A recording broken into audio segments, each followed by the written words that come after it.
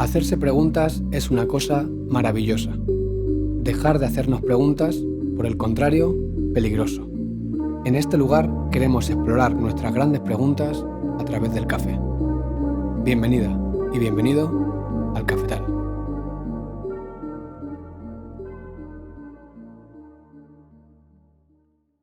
Sirvo, Juancho. Gracias. A ver si te gusta, porque después de hacerlo, como ahora ese parrallo... Y si no me gusta, voy a poner cara que sí. ¿Va a poner cara que sí? Siempre. No, eso una O vez. sea, que soy educado. Eso es como un tío mío, mi tío José, que me acuerdo un día en su casa comiendo, bueno, en paz descanse, mi tío, que era muy buena gente, se murió hace unos años. Me acuerdo que decía, los jóvenes ahora es que no tenéis respeto ni educación ninguna. Decía, yo fui, cuando empezó con su mujer, dice, fui a casa de mi cuñada a comer y me puso gazpacho que no me gustaba nada, me lo bebí de un trago. Dijo, veo que te ha gustado, no sé qué. Y le puso más, Dice, ¿no? tuve que beber tres vasos enteros por educación. A ver qué te parece. ¿Se brinda o no? Por favor. Salud.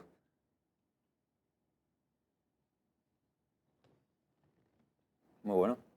Tío, ¿cuánto de cómo te sientes con la etiqueta esa de rapero? O sea, Juancho Márquez es un rapero. Yo creo que he tenido épocas.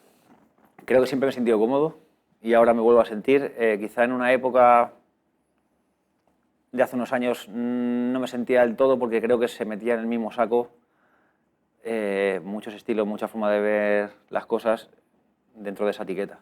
Pero pasa como todo, al final los conceptos nos da una idea de...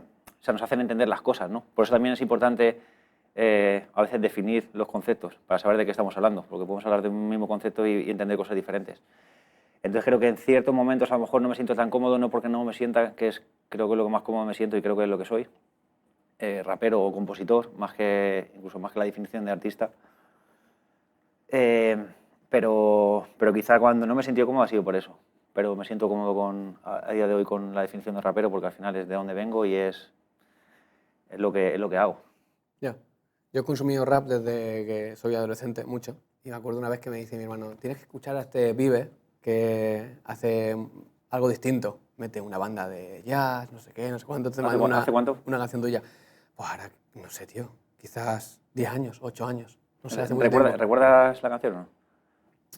No recuerdo la canción. Recuerdo que me pasó hace poco la canción de Química, que me dijo, Josué, esta canción me flipa. Eso fue mi hermano. Entonces la escuché y te preguntaba por esa parte de rapero porque, jope, te vi además en un show que subiste un extracto a redes con una banda, que normalmente el rapero suele aparecer o con el DJ o sin nada. Entonces cuando me acuerdo cuando te vi con la banda dije...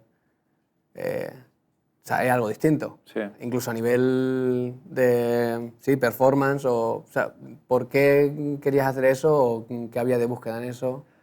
A ver, yo creo o sea, yo voy con banda de hace un montón de años, por lo menos 8 o 9 años.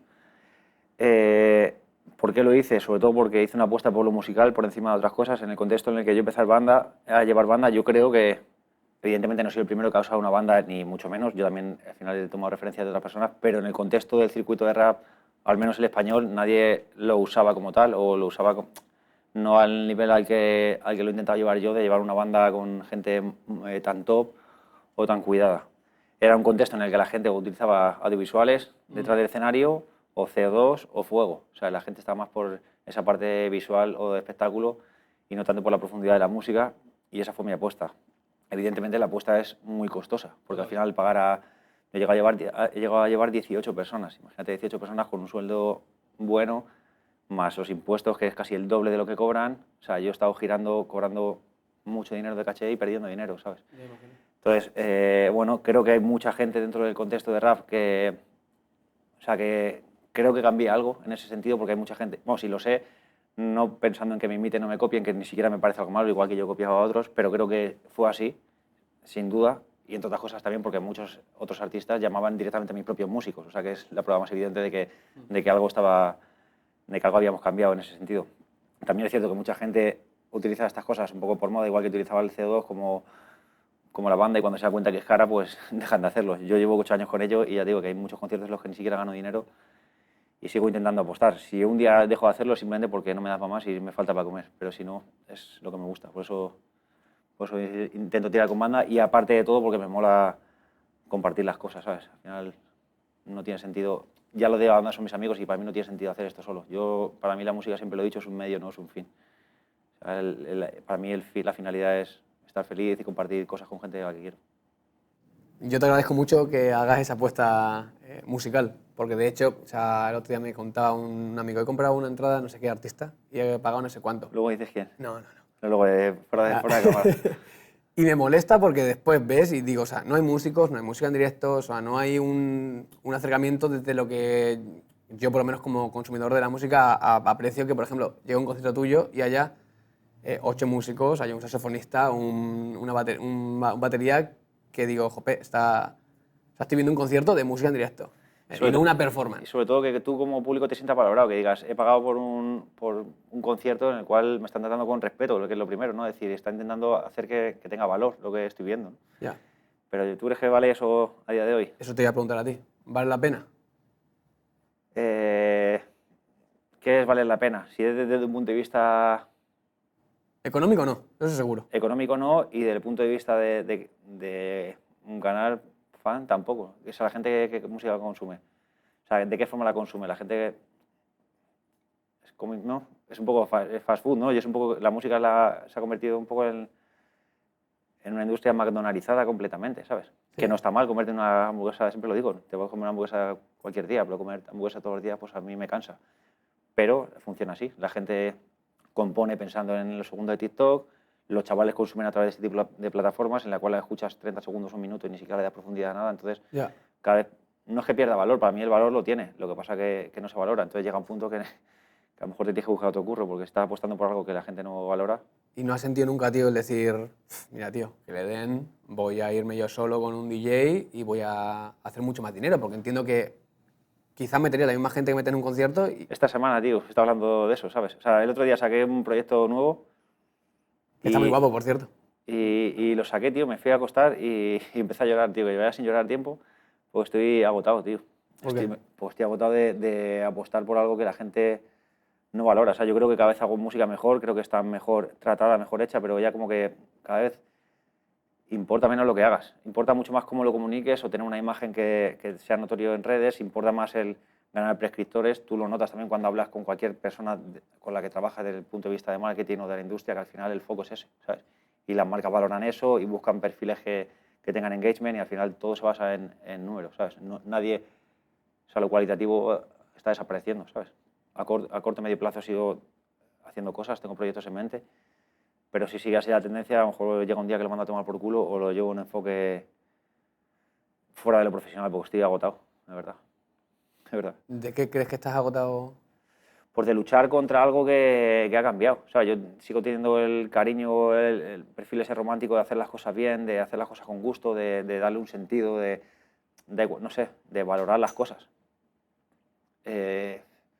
No quiero verme teniendo que hacer cosas que no me gustan porque eso funciona en redes y tengo que hacer un baile de no sé qué o tengo que hacer una campaña de marketing de no sé cuánto. Yo quiero hacer música y creo que tengo una vocación artística realmente. Siempre, es que lo he hablado en muchas entrevistas este último año, siempre he diferenciado entre diseño y arte. Cuando tú diseñas algo, lo que buscas es... O sea, creo que la gente es más diseñadora que artista. Es legítimo, ¿sabes? Pero tú al final estás buscando...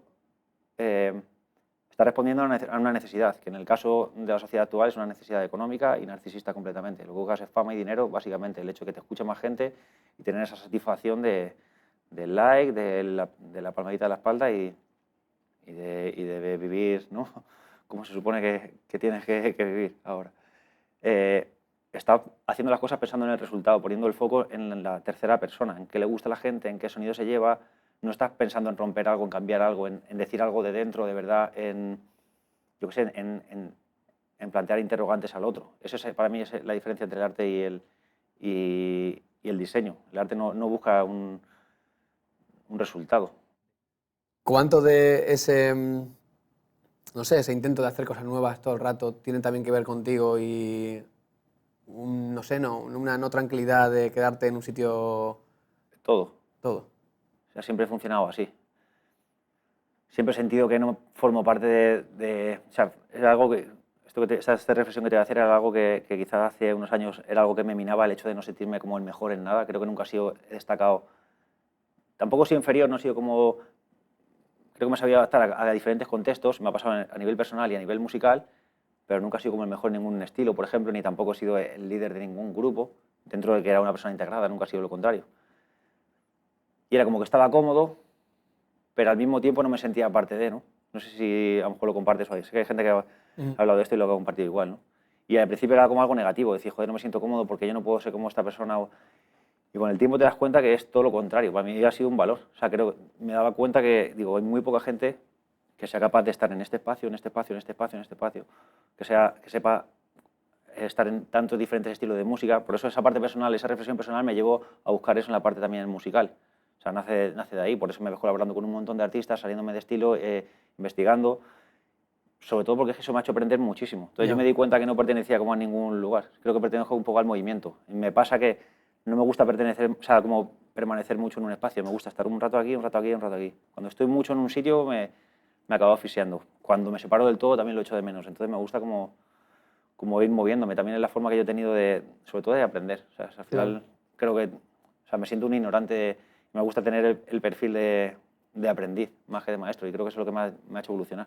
Qué guay, sí, me siento 100% identificado con esa parte de curiosidad, de incomodidad, incluso cuando llevo mucho tiempo haciendo lo mismo y a decir, puf, Claro. hay respuestas en las que estoy habitando que ya no me siento O sea, como que no me pertenecen. Eso es crecer, ¿no? También la evolución personal es un poco eso, ¿no? Sí, pero veo otra gente que crece, pero es capaz de estar en un habitáculo bien definido, un estilo, por ejemplo, y es capaz de hacer ese estilo durante 20 años y dices, yo qué sé, tío, yo veo a gente, yo qué sé, Robert Iniesta, y dices, está haciendo lo mismo y lo hace bien y sigue evolucionando, pero que no ha dicho, bueno, ahora voy a hacer una bossa nova, ¿no?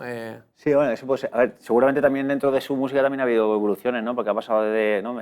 Cosas más, a lo mejor más rockeras o sí, más cosas de música clásica, pero dentro de todo también tiene valor el hecho de la gente, Que no, que me parece... de la gente que hace solamente una cosa en su vida y la va perfeccionando, ¿no? Esa filosofía también está guay, no es mi caso, o sea, yo no... ¿Y por qué crees que, o sea, qué es lo que crees que te hace ruido de habitar un espacio?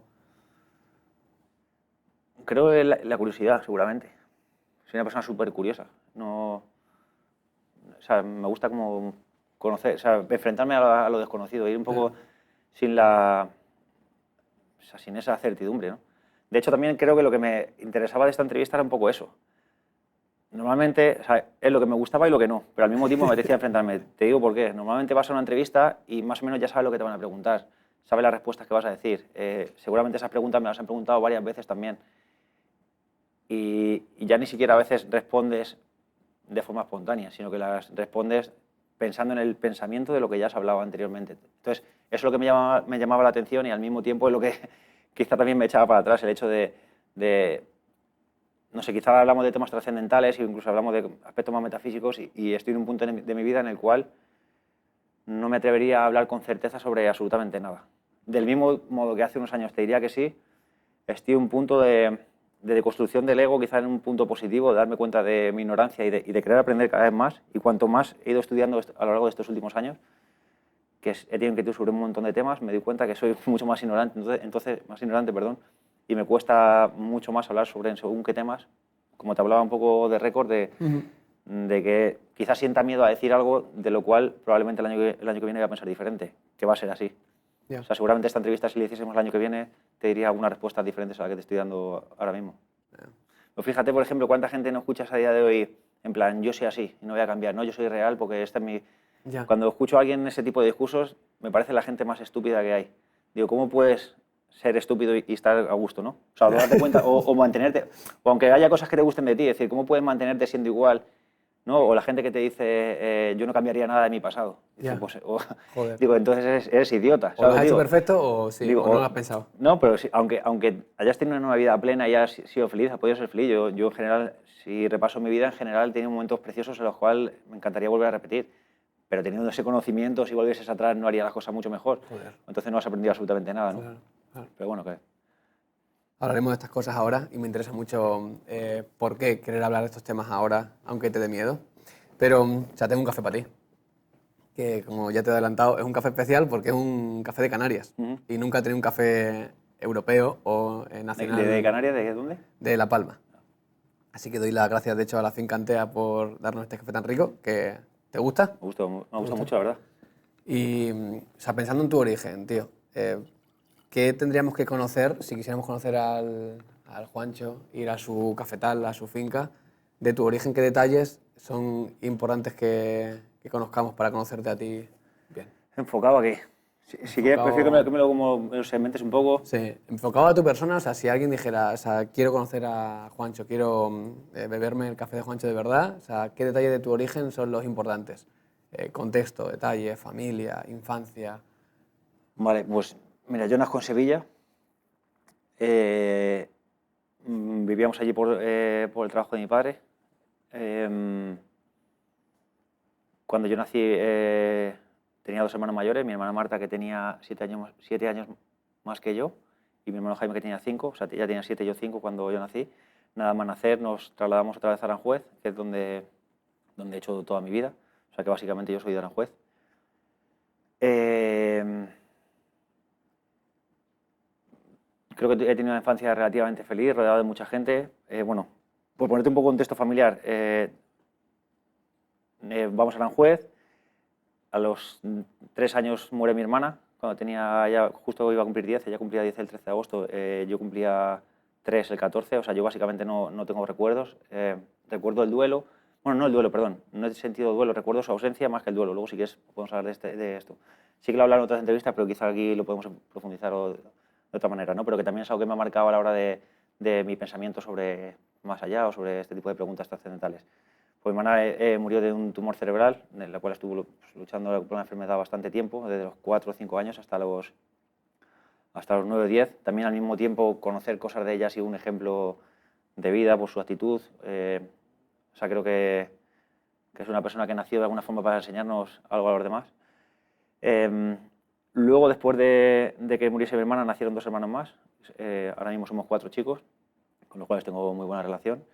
Y hemos compartido básicamente todo, habitación, espacio y demás. Me crié ahí en Aranjuez, estudié en un colegio católico, Apóstol Santiago, como de los Padres Somajos, más o menos. No era un colegio excesivamente religioso, aunque lo era un colegio concertado típico de pueblo, ¿no? No era un colegio en el que vayas con uniforme ni que te metan la religión. De hecho, daban bastante libertad, ¿no? En si querías comulgar, si no, este tipo de aspectos no era muy rígido, pero sí que la presencia de la idea de Dios estaba ahí, y tenemos clases de religión, etcétera.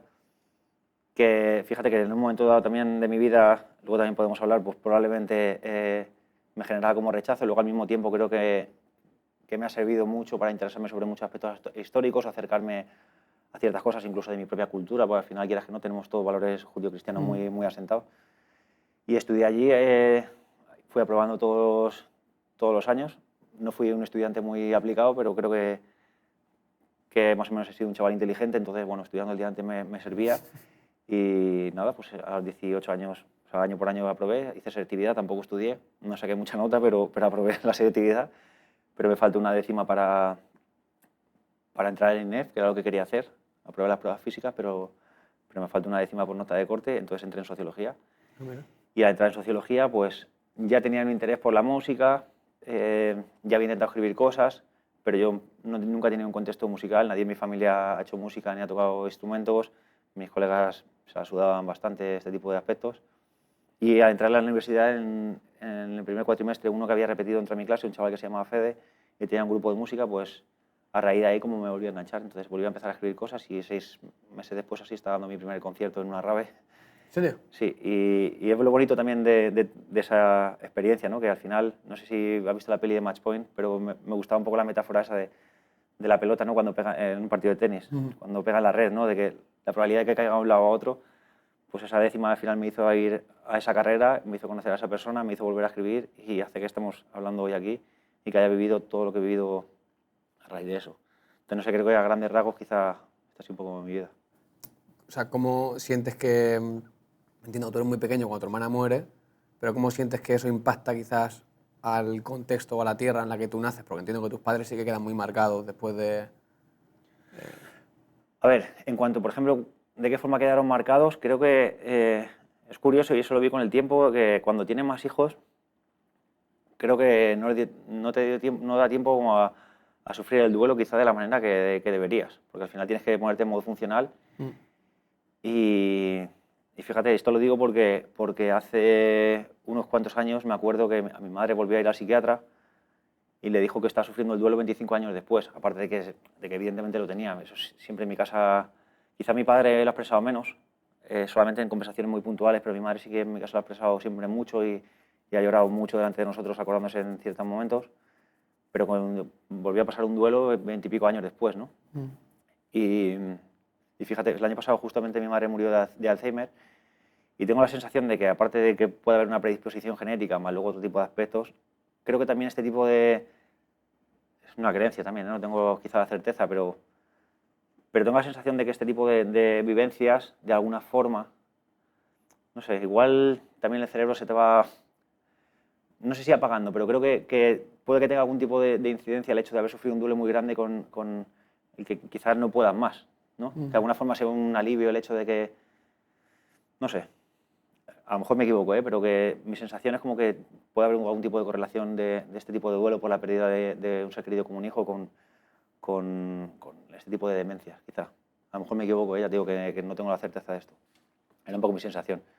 Y cómo me marca a mí, ya te digo, no me marcó en cuanto al duelo de sufrirlo, yo siempre lo he comentado en alguna entrevista igual, yo es que no tengo tantos recuerdos con ella, de hecho al final también cuando estás pequeño se te mezclan cosas que has visto en vídeo que te han contado con si es realidad o no. O sea, literalmente, de forma clara, no tengo un recuerdo que te diga esto lo he vivido con ella, no lo tengo.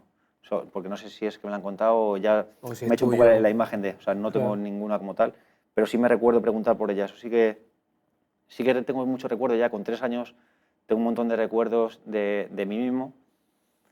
Y sí recuerdo ir por la calle y preguntar por ella, ¿no? La mítica que te dicen tus padres, pues ¿no? Está en el cielo, es esa estrella que más brilla, etcétera, ¿no?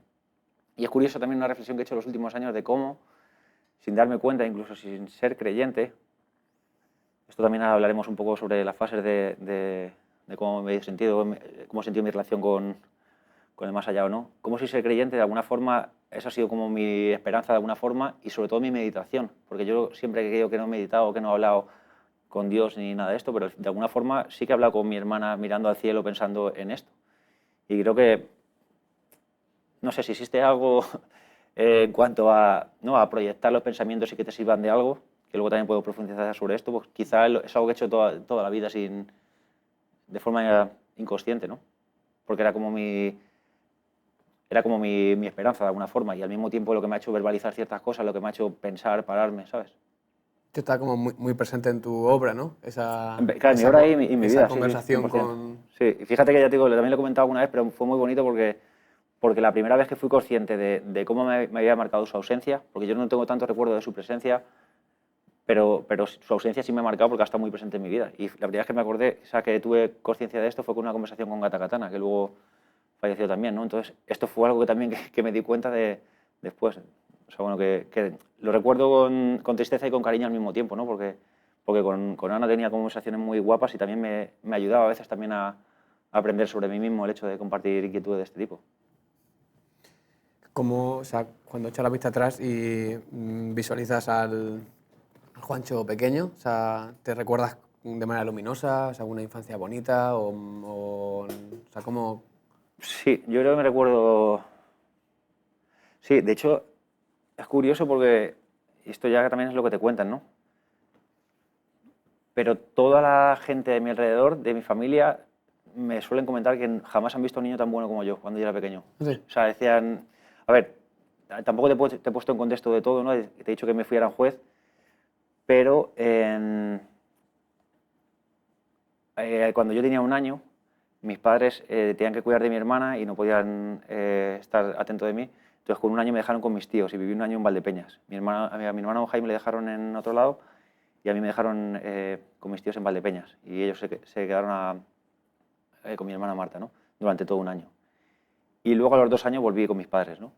Y esto es curioso porque hace poco, una de las pocas veces que intentaba ir a terapia, he intentado 2 veces. La última fue con un psicoanalista, que quizá porque me interesaba también un poco esa parte de mi infancia, ¿no? Probablemente con el tema de mi hermana y tal. La verdad que la experiencia no me moló ni me parecía tampoco un buen profesional por ciertos detalles, pero sí me ayudó como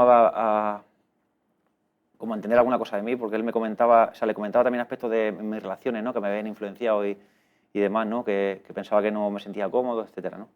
Y él me ponía mucho hincapié en la importancia de la ausencia de mi madre en mis primeros años. Me decía, eso para ti es algo traumático. Y yo le decía, bueno, yo no creo que sea algo traumático, yo no tengo ningún recuerdo de esto. Me preguntaba si era feliz, yo te digo, el recuerdo de mi infancia ha sido súper feliz, sobre todo con mi hermano mayor, que siempre se ha inventado mil juegos con nosotros, era un niño que ha sido risueño, que me he divertido. Como te decía, creo que todo el mundo me decía que era un niño súper bueno.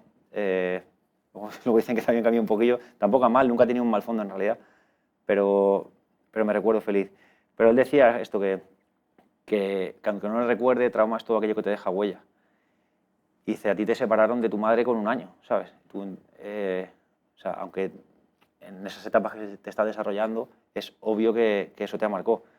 Y fíjate, es curioso, ¿no? Antes me has preguntado lo de la medallita, ¿no? La medallita la llevo por mi tío Antonio, que para mí ha sido un ejemplo de vida, porque es de este tipo de persona, no sé si tú tendrás alguna de este tipo, ¿no? Pero es una persona que no está todo el rato, pero siempre está, es el primero que te manda un mensaje cuando ha sacado una canción, incluso más que mucha gente de mi familia, que te hace sentir orgulloso, que siempre tiene un detalle.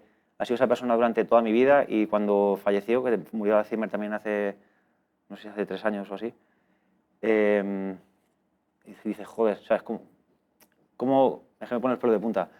Ese tipo de personas como que te enseñan a través del ejemplo, ¿no? Y a veces su muerte tiene ese sentido también. Dices, joder, es que esta es la forma, ¿no? Hay que cuidar las cosas en el día a día, en los detalles, importan mucho, ¿no? El decir las cosas bonitas cuando hay que decirlas así. Bueno, pues me decía la que era su pareja, que tampoco, yo no lo sabía, esto después de ir al psicoanalista, me decía que mi tío lloraba mucho contándole a ella cómo cuando me volvieron a separar de mis tíos, yo lloraba desconsoladamente porque volvía con mis padres. O sea, de alguna forma me separaron de mi madre 2 veces. Me separaron con 1 año y con 2. Entonces, por ejemplo, este psicoanalista me decía que eso había marcado esos aspectos de mis relaciones afectivas que tenía, ¿no? Y estoy seguro que es así. O sea, creo que lo único que aprendí de esa terapia, pero bueno, que fue una parte también de mi infancia que inconscientemente no, seguramente que ha marcado mi personalidad también, ¿sabes? Yeah. Entonces, tu tío sí que era religioso, entiendo. Pues tampoco sé hasta qué punto, supongo que sí, tampoco, pero no lo he visto nunca excesivamente practicante, pero quizás sí tenía algún tipo de fe, ¿no? Nunca tuve ese tipo de conversación con él. Yeah. Porque justo la gente, o sea, la gente no nos ha visto antes de llegar, pero has llegado con la Virgen del Carmen ahí en el pecho. Entonces digo, oye, ¿y esto? Sí, sobre todo la llevo por él, ¿sabes? En realidad. Pero no sé hasta qué punto él era religioso como tal o no. Que en mi familia también es curioso por eso, porque al ser una familia tan grande hay un poco de todo, ¿sabes? Hay cosas que no se pueden ni hablar, ¿no? Entre comillas, ¿no? Yeah. No en mi caso, porque yo al final me da igual, incluso estoy muy abierto, incluso primero me gusta escuchar a todo el mundo y tampoco me creo en la posesión de la verdad, ¿sabes? Puedo tener una creencia o una opinión, pero no doy por hecho que la mía es la cierta, ¿sabes? Yeah. Entonces, bueno, me suelo llevar bien con casi todo por eso también. El café que te he dicho se planta en las Islas Canarias, pero luego pasa un proceso en el que tienen que cocinarlo, tostarlo, para que tengamos el granito ya rico que podamos moler y sacar el café.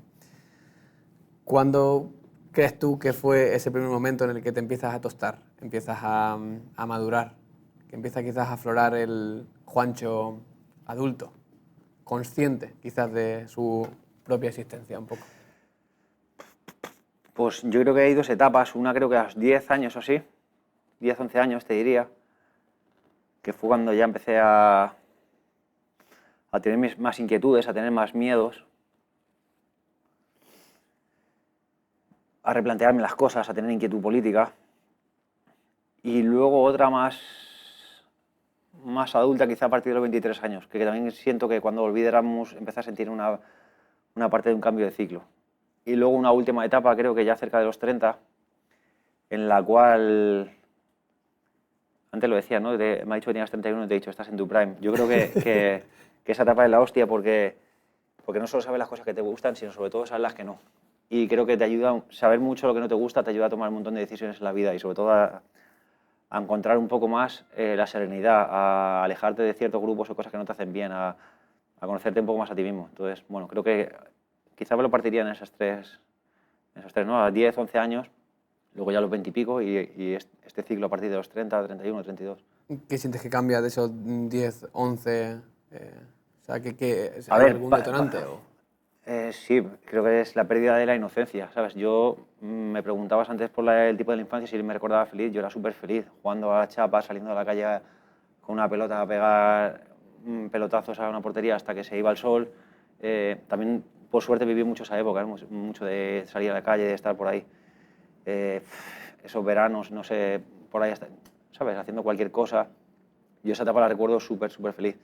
Cuando ya te das cuenta de un poco de cómo funciona la vida es cuando dices, menudo mundo de mierda, ¿no? En muchos sentidos a veces, ¿no? Y recuerdo pues, tener un montón de miedos, el tener miedo a la muerte desde otro punto de vista también, cuando empecé a dejar de creer en Dios también. O sea, venía una etapa en la que hice la comunión, bla, bla, y luego de repente empecé a tener mucho miedo, sobre todo al vacío, a la nada, ¿no? A preguntarme eso. Pues, antes te hablaba de la figura de mi hermana y siempre hablo de ello porque ha sido una figura súper importante. En esa época, por ejemplo, y recuerdo que me da miedo irme a dormir porque era una forma de morir, de alguna forma, en el sentido de perder el control sobre mi propio cuerpo, ¿no? Y eso me aterraba, ¿sabes? Era un poco el horror vacui, ¿no? Me daba muchísimo miedo. Ahora, a día de hoy, eso ha cambiado completamente también. Pero, ¿sabes? El enfrentarte un poco a la pérdida de la inocencia, esa felicidad ingenua, es estar conectado con las cosas desde un punto de vista emocional, ¿no? Y creo que es el cambio de vivir las cosas desde una mirada limpia, nueva, el dejarte asombrar por lo que te rodea, a pasar a darle a esto, ¿no? A la razón, que a veces...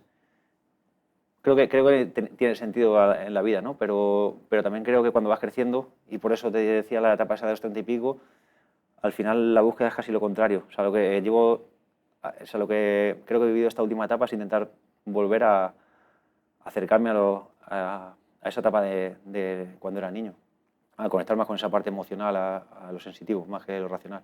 Ya. O sea, ¿sientes que has hecho una búsqueda más en estos años más racional que sensitiva o empírica o yo qué sé? ¿En qué sentido?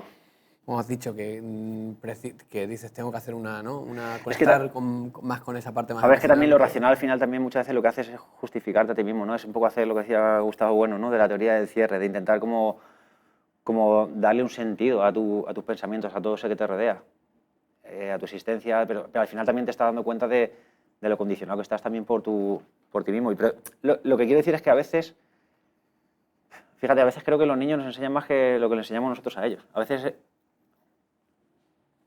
o sea, como esa forma de mirar las cosas tiene... A veces siento que están más conectados un poco con el universo ellos que nosotros, porque están más limpios, más puros en ese sentido. Y yo a veces recomiendo un aprendizaje que es cuando tienes un problema o una sensación de no saber qué hacer o tomar una decisión, pregúntale a un niño, ¿sabes? Que a veces te da la respuesta. No sé, que creo que los niños están, sobre todo los niños cuando son muy pequeños, están en el mundo para enseñarte cosas. Fíjate que recuerdo una anécdota con mi hermano. Tenía en el trabajo una situación compleja con un socio suyo en la cual parecía irreversible y quedaron para casi, ¿no? Para dividir caminos, ¿no? Y hizo este ejercicio de hablárselo con mi sobrino. Mi sobrino es ¿Le preguntó a su hijo? Sí, es un ser de luz absoluto. O sea, es un chaval con una sensibilidad. O sea, es que me pone los pelos de punta cuando hablo de personas así que de verdad tienen algo especial. Pues mi sobrino es uno de ellos completamente. Y me acuerdo que habló con él, le explicó el problema y me contó mi hermano, dice, se me quedó mirando y me dijo, dale un abrazo. Dice que llegó, fue que quedó con él y lo primero que hizo le dio un abrazo. Y cambió todo, o sea, siguen currando juntos después de un montón de años. Wow. A veces tienen la respuesta, tío, de las cosas. Increíble. Pero, sí. Esa es tan fácil como eso. Dices que es simple, ¿no? Pero un adulto no te lo dice porque racionaliza más las cosas, pero un niño lo es a veces.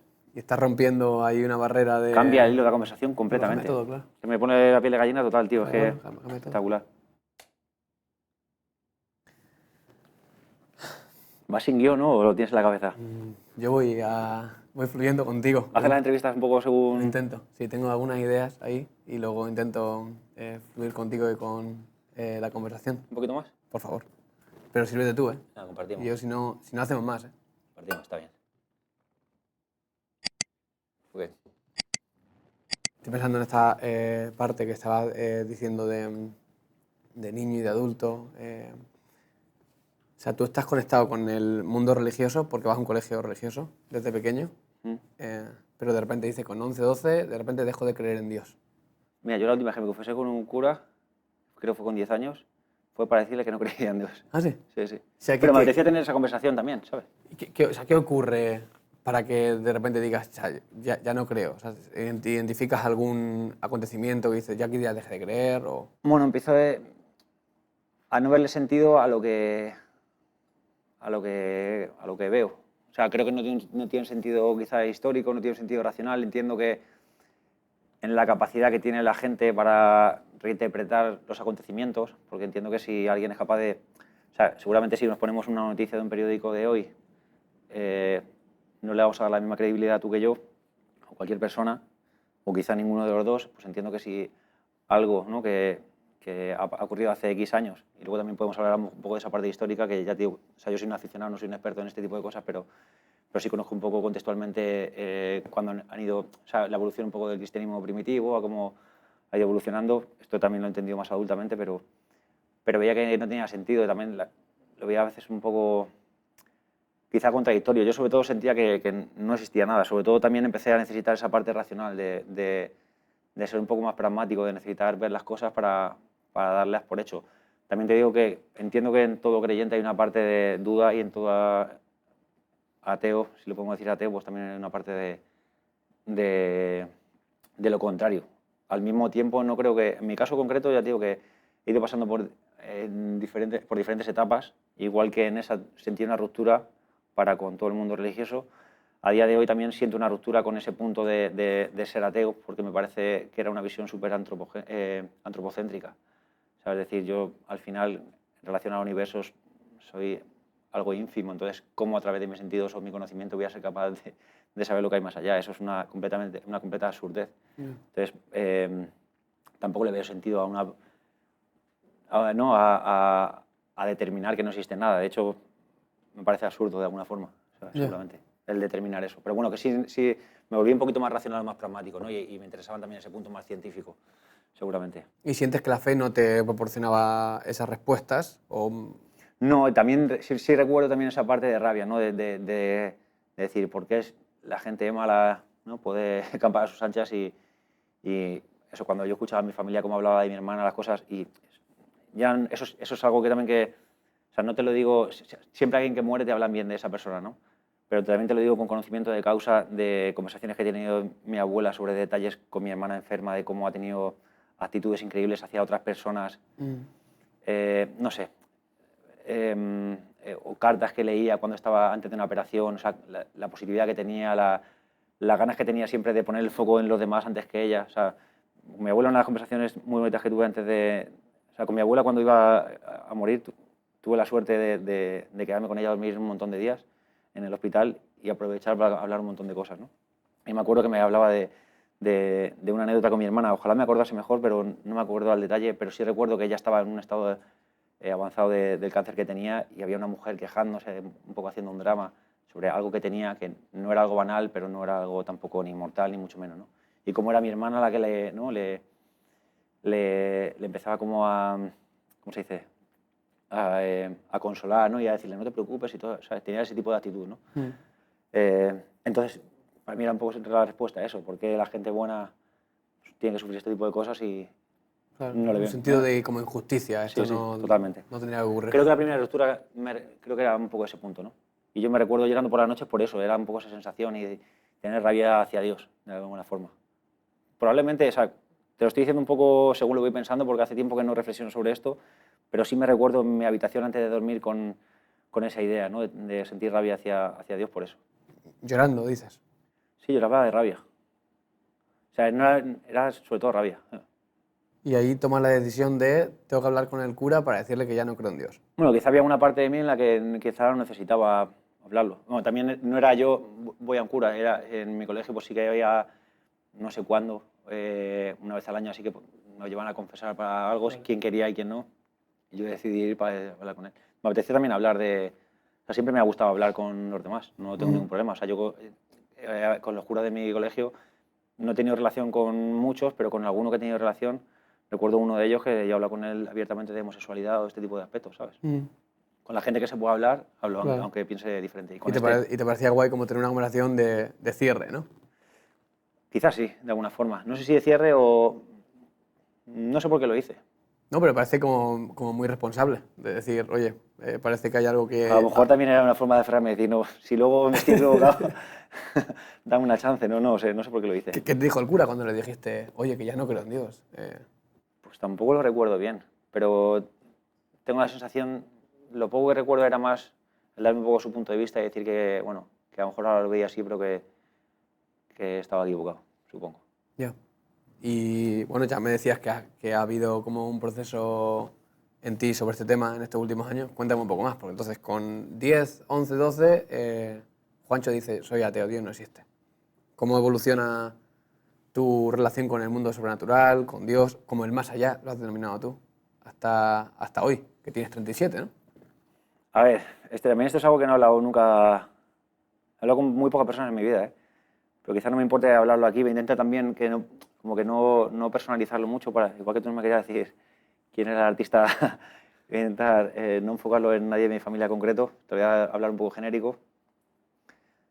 Yo de esa época creo que he sido súper ateo, súper...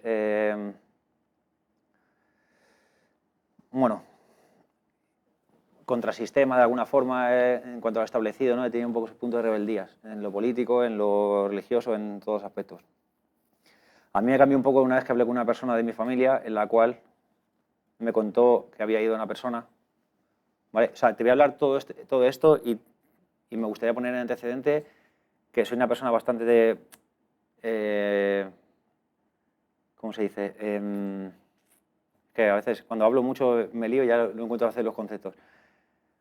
Pero no pragmática, escéptica, perdón. Vale. Soy una persona bastante escéptica. Incluso hay veces que tengo una sensación que la persigo y la intento descubrir y a veces no termino como de creerlas. No, a día de hoy, por eso te decía que me da miedo enfrentarme un poco a esta entrevista, no sé qué pienso. O sea, estoy en búsqueda de... No tendría la certeza de decirte pienso esto o pienso lo otro. Estoy un poco en ese punto, ¿vale? Por ponerte un poco de antecedente. Esta persona me habla que había ido a una persona, a una especie de medium, en la cual le anticipó que iban a pasar una serie de acontecimientos que podían ser visibles y contrastables, ¿vale? Aparte de esto, le dijo que... le dijo una situación con mi hermana en la cual pues, le causó un poco un trauma, se dio cuenta con los años, ¿no? Entonces le pregunto sobre este tema. Entonces, básicamente, a mí me cambió esto un poco porque todas las cosas que le dijo se cumplieron. Y a mí esto me voló la puta cabeza. Porque digo, si en esa persona en la cual confío y creo, porque sé que nunca me había mentido, o sea, evidentemente a lo mejor tú si no conoces a esa persona, pues no lo sabes.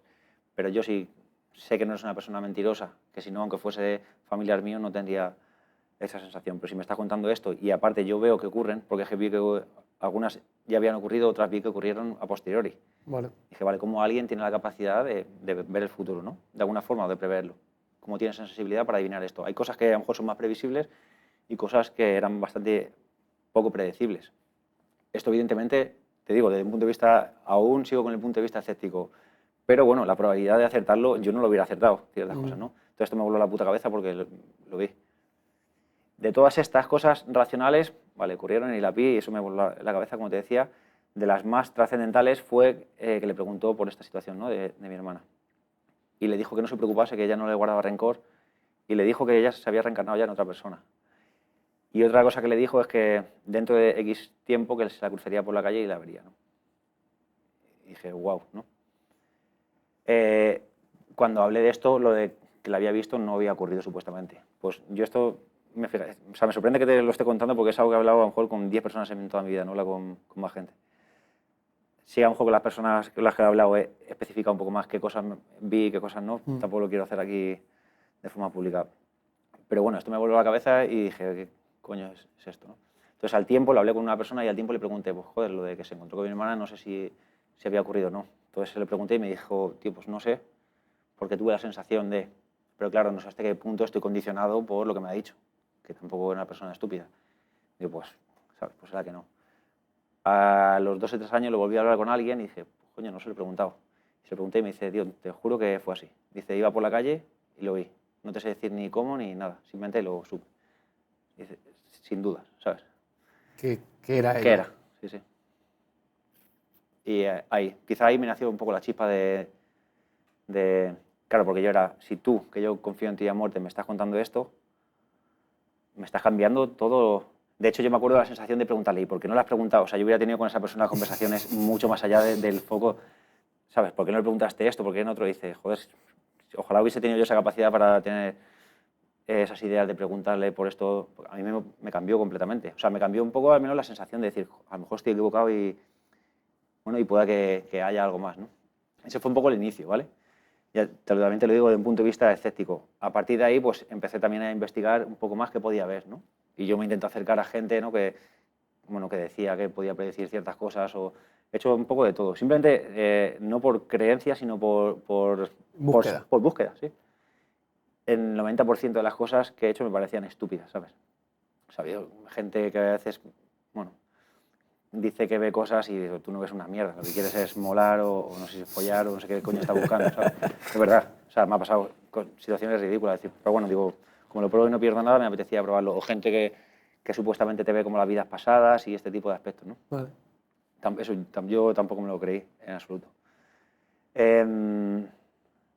A ver, es que tengo mucha información y no sé cómo lidiarla. Bueno, por ir un poco también atrás a lo que te estaba contando de esto, decía, vale, o sea, ¿cómo coño va a existir la reencarnación? ¿No? Que era la duda que me preguntaba. Según esta persona lo que le contaba, y esto me parece interesante más allá de que sea cierto o no, sí me parece interesante por otra cosa que te voy a decir después. Ella, la filosofía de vida que tenía, lo que le contaba a este familiar mío era que nosotros somos un alma, un espíritu en la cual va viviendo en diferentes cuerpos y tienes como un grado de evolución, ¿no? Al final la vida se está presentando como una especie de pruebas, las cuales si no superas se te repiten de alguna manera, ¿no? Era un poco lo que le contaba. Entonces, claro, más allá de que sea cierto o no, a mí hay una cosa que aprendí de todo eso y que creo que sí que he encontrado quizá en el trasfondo filosófico de las religiones bien entendidas, es el hecho de que al final, creo que lo que he descubierto de eso es que para mí hay tres pilares fundamentales desde el punto de vista del alma, si lo podemos decir así. No quiero decir que al final consigamos todos, pero a los que hay que aspirar. Que para mí uno es la bondad, otro es el perdón y otro es la gratitud. Y al final, yo lo que creo que más he aprendido de todo eso es que ese es un poco el faro de la vida. Si luego no existe nada, da igual, porque al final no vas a perder nada por haber actuado con gratitud con la gente, con tener la capacidad de perdonar, que al final creo que el perdón tiene que ver con uno mismo, porque tiene que ver más con el ego que con la otra persona, ¿no? Eso no significa que una persona que te ha dañado tengas que darle más oportunidades. También puedes tener ese punto de asertividad, decir no quiero nada más contigo, pero no vivir con ese rencor, porque al final el rencor lo lleva uno dentro.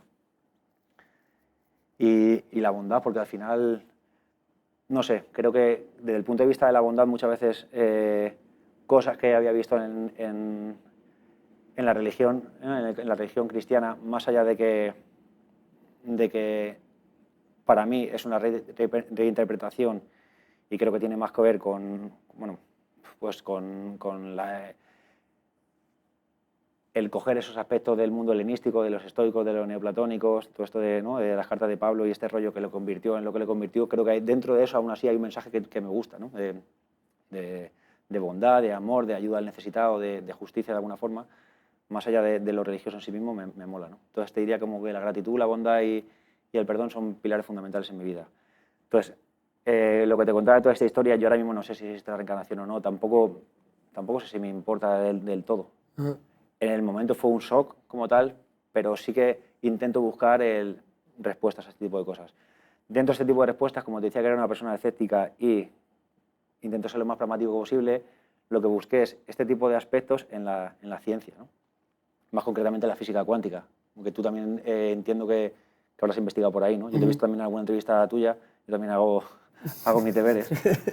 Y a veces también se ha hablado sobre este tipo de aspectos, ¿no?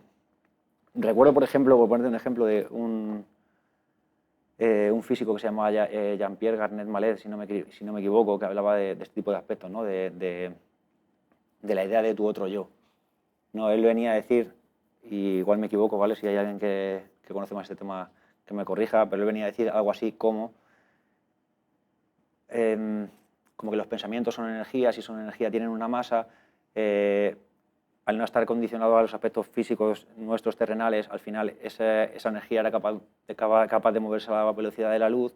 Si se movía a la velocidad de la luz, el tiempo pasaba diferente para tu otro yo cuántico, que tu yo físico, desde ese punto de vista, entonces, también ese yo cuántico es capaz de acceder a regiones del futuro que quizá tu cuerpo no, ¿no? Y eso también explicaría un poco las intuiciones, este tipo de aspectos, ¿no?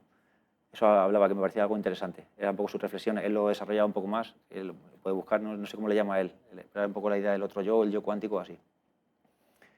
Y esto sí también me parecía interesante, porque desde el punto de vista personal, si me preguntas, yo no he vivido tampoco cosas mega esotéricas ni nada de esto, ¿no? Pero sí he tenido intuiciones muy fuertes en mi vida, ¿no? En algunos aspectos. Era algo que no daba importancia y que quizás nunca supe escuchar. Por eso te decía que había una época más racional, y creo que cuando racionalizamos las cosas no estamos conectados con la parte emocional. Pero a veces creo que la parte más sensitiva es capaz de ver más cosas que la racional. 100%. Una vez que escribí una frase que decía: ya no busco la respuesta en la razón, porque nada es más razonable que actuar por emociones. Y define un poco lo que te quería decir. A mí me pasaba muchas veces, nos ha podido pasar a todos, y puede ser simplemente casualidad, ¿eh? No te digo que esto sea la verdad ni que yo tenga poderes, pero me pasaba que tenía intuiciones muy potentes de cosas. Más allá de la típica de estoy pensando en una persona y te llama, que también, que te pase 3 o 4 veces en una semana, cuando ya la frecuencia aumenta y digo, bueno, qué casualidad, ¿no? Pero ya me empezó a pasar tan bestia que empecé a verbalizarlo. Entonces me pasó situaciones de decir, sé que va a pasar algo y tener que irme, y a lo mejor ese día pues mis amigos se pegaban con los nazis, ¿sabes? Situaciones, por ponerte un ejemplo, pero me pasa muchas veces. Puede ser casualidad, te digo que no sé si esto es así o no.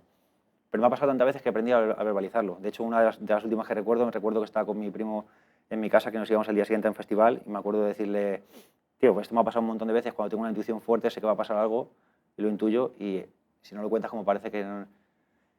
Y le dije, tío, sé que va a pasar algo. Se lo dije esa noche, se lo dije 3 veces. Le dije, te lo cuento porque luego pasan cosas, tío, y no... Y no lo has dicho. Claro, pues lo dije, y al día siguiente íbamos a ir al festival y nos llamaron que había ido no sé si te acuerdas de esa noticia, de no sé en qué festival, tío, que hubo una especie de vendaval rarísimo, que se cayó una estructura que mató a gente. Era un festival donde íbamos a tocar nosotros. Entonces al día siguiente se suspendió y no fuimos al festival ese. ¿Y tú tenías la sensación de que iba a ocurrir algo malo? Sí, sí. Y esto me ha pasado varias veces en mi vida, y con cosas, bueno, sin más, y con cosas menos probables, ¿sabes? Yeah. Entonces, no quiere decir que yo vea nada, a lo mejor no, pero tampoco lo descarto. Digo, porque a lo mejor también hay una parte de nosotros, igual que los animales tienen esa sensibilidad para detectar ciertas cosas, también quizá la tengamos nosotros. Y quizá por ese aspecto tan racional no sepamos verlas o escucharlas. Eso no tiene por qué ser nada esotérico ni nada, nada así, sino que tenemos esa sensibilidad y quizá no la tenemos tan desarrollada porque no aprendemos a escucharla. De hecho, una cosa que me preocupa últimamente es que la estoy perdiendo. Siento que estoy en un punto en el que la estoy perdiendo y estoy un poco como agotado. O sea, fíjate, con la música me pasaba que veía las cosas, y esto siempre me lo decían los que curraban conmigo. O sea, yo sabía que iba a vivir de la música, y a veces lo decía con... O sea, hay gente que me lo ha dicho, me dice, ¿cómo me lo decías con esa naturalidad? Cuando yo tampoco soy una persona prepotente, pero había cosas que es que lo sabía, y sabía qué canción iba a funcionar, que no, tenía la capacidad de detectar las cosas. Y creo que también por eso me ha ido bien, aparte de la determinación. Pues de un tiempo hasta esta parte no lo veo, tío. De la forma que te digo que muchas veces he tenido sensibilidad, siento que no lo encuentro, y me da hasta pereza el sentarme a meditar, a escucharme, ¿sabes? Me da miedo como pararme, ¿sabes? No me apetece y no lo veo, ¿sabes? O sea, de hecho, por eso quizás a veces siento que no tomo tantas decisiones, porque siento que no me escucho y no lo veo, ¿sabes? Igual que eso, antes tenía la sensibilidad tan fácil como para ver las cosas, no. Porque sientes como que has perdido intuición. 100%. Es verdad que creo que en estos últimos, no sé, quizás 10 años o así, ha habido como un enfoque ultra racionalista de acercarnos, como si estuviéramos acercándonos a la física, a la vida en general, y partes como ese acercamiento más emocional o intuitivo, que lo hemos como ignorado o nos hemos cerrado nos ha impedido, creo que, ver partes del mundo espiritual que existen. O sea, tú sientes que este testimonio de este familiar tuyo con esta medium de repente te hace como decir, oye, capaz que quizás existe un mundo espiritual que estoy ignorando. Puede ser. A ver, desde luego, y ya te digo por cómo he ido bien, por acercarme a este tipo con esta búsqueda, lo que sí he aprendido es que sí que creo fielmente en que hay gente que ve cosas, intuye cosas y que es capaz de prever cosas. Y eso me parece que tiene todo el sentido. Si tu pregunta es si existe más allá, si existe Dios. Si existe un mundo espiritual que quizás no es meramente material, o sea, algo... puede existir perfectamente, ¿sabes? Que tampoco creo que seamos solamente 3 dimensiones, ¿no? Es que, Ajá. o sea, sí, yo no lo sé, o sea, no sé qué existe. O sea, ¿qué sientes entonces que ese testimonio, o sea, qué te cambia? ¿De repente te abres a la posibilidad a la que no estabas abierto o qué realmente lo que ocurre? Sí, o sea, claro, que me abrió una posibilidad. O sea, yo antes tenía la creencia absoluta de que no había nada. O sea, Vale. yo he sido ateo durante, ¿sabes?, toda mi adolescencia y posterior. O sea, de hecho, eso me generaba una ansiedad fuerte. Lo que ha cambiado, sobre todo, es que más allá de lo que exista o lo que no, es que al final también somos energía y estamos un poco conectados con el universo. Y yo creo que el día que nos muramos vamos a estar bien, ¿sabes? De alguna forma va a estar en el mismo sitio de donde viene, ¿no? Y esto también lo ves en testimonios de personas que han tenido experiencias cercanas a las muertes. O sea, que al final son gente que, ¿no?, que te cuenta que están bien. ¿Sabes? Que si han visto que ellos están seguros que hay algo más allá. No sé qué es, tampoco lo he vivido y al final también defenderlo pertenecería también parte a una creencia, ¿no? Al final, hasta ser ateo es una creencia, hasta pensar Todos. esto es una creencia. Al final estamos un poco sujetos a ese tipo de pensamientos en los cuales además, como te decía antes, son bastante móviles. Yo no tengo la certeza de nada. Pero bueno, sí estoy abierto a esa parte espiritual. Si me dices si tengo la capacidad de decirte cómo son las cosas, no lo sé. Ya. Realmente no lo sé. Y vivo con... O sea, pero dirías que entonces hoy, si te hubiera preguntado hace 5 años, ¿existe Dios? Habrías dicho no. A ver, la ruptura mía fue antes, fue a los 20 y pocos, ¿sabes? De todo este proceso fue mucho antes. Con lo del medium. Eso fue antes. Sí, sí, sí. A lo mejor yo tenía 18 o 20 años. Si me dices si existe Dios, yo no te podría decir que existe Dios ni ahora ni antes. Vale. Tampoco te puedo decir que no existe. Si me preguntas lo que yo no me imagino una... No sé, no sé por qué no me lo imagino como una inteligencia concreta, individual, más allá ni mucho menos me la imagino como algo ¿no? Humano, Sí. obvio que no, pero tampoco me la imagino como una inteligencia única que va poniendo las cosas así. O sea, pero creo que sí hay algo más. No sé de qué forma, pero luego, claro, es que es imposible saberlo. Seguramente tú, dentro de tu creencia, ves eso y yo a lo mejor veo otra cosa, pero tú en el fondo tampoco lo sabes, ni yo tampoco. Lo crees y seguramente para ti esa es la verdad. Yo no lo creo, pero ni tú, para mí la realidad es que ni tú ni yo lo sabemos. Ya. En tu realidad, cuando te acercas a esa idea del más allá, llamémoslo Dios o misterio, como queramos llamarlo, ese misterio de la realidad, o sea, ¿crees que de alguna manera tenemos capacidad de comunicarnos con ese misterio? ¿Tenemos capacidad de que nos transforme, que nos guíe? Has usado una frase que a mí me gusta mucho cuando hablamos de espiritualidad, que es el movimiento, como de esa sensación de seguir el movimiento. O sea, ¿crees que hay algún tipo de comunicación con el más allá y nosotros? Bueno, con el más allá, no sé si es el más allá, a lo mejor es justamente lo que está aquí, que al final somos energía y creo que somos capaces de conectarnos con el universo de muchas maneras, seguramente. No, cada uno la busca a través de la suya, unos a través de la meditación, otros a través de otros aspectos, ¿sabes? De hecho, también creo que quizá una parte parecida que tenga las religiones, al final también bien entendidas, al menos, tienen ese punto, ¿no? A mí, fíjate, una de las cosas que te decía antes que había ido un montón de personas y ninguna me había cuadrado en esa búsqueda. Pues hubo una que sí. ¿Ah, sí? Hubo una que sí porque me dijo 2 cosas y las 2 cosas eran cosas que no eran predecibles, que no eran fáciles, no eran... Y además me las dijo en un momento en el cual, primero, no podía saber sobre lo que me estaba hablando y segundo, lo clavó totalmente. O sea, es algo personal también, pero ya te digo que fue algo muy concreto. Y no solo eso, sino que me dio fecha de una cosa, para 5 años después, que me dijo que se me abriría el corazón en esa época. Y coincidió.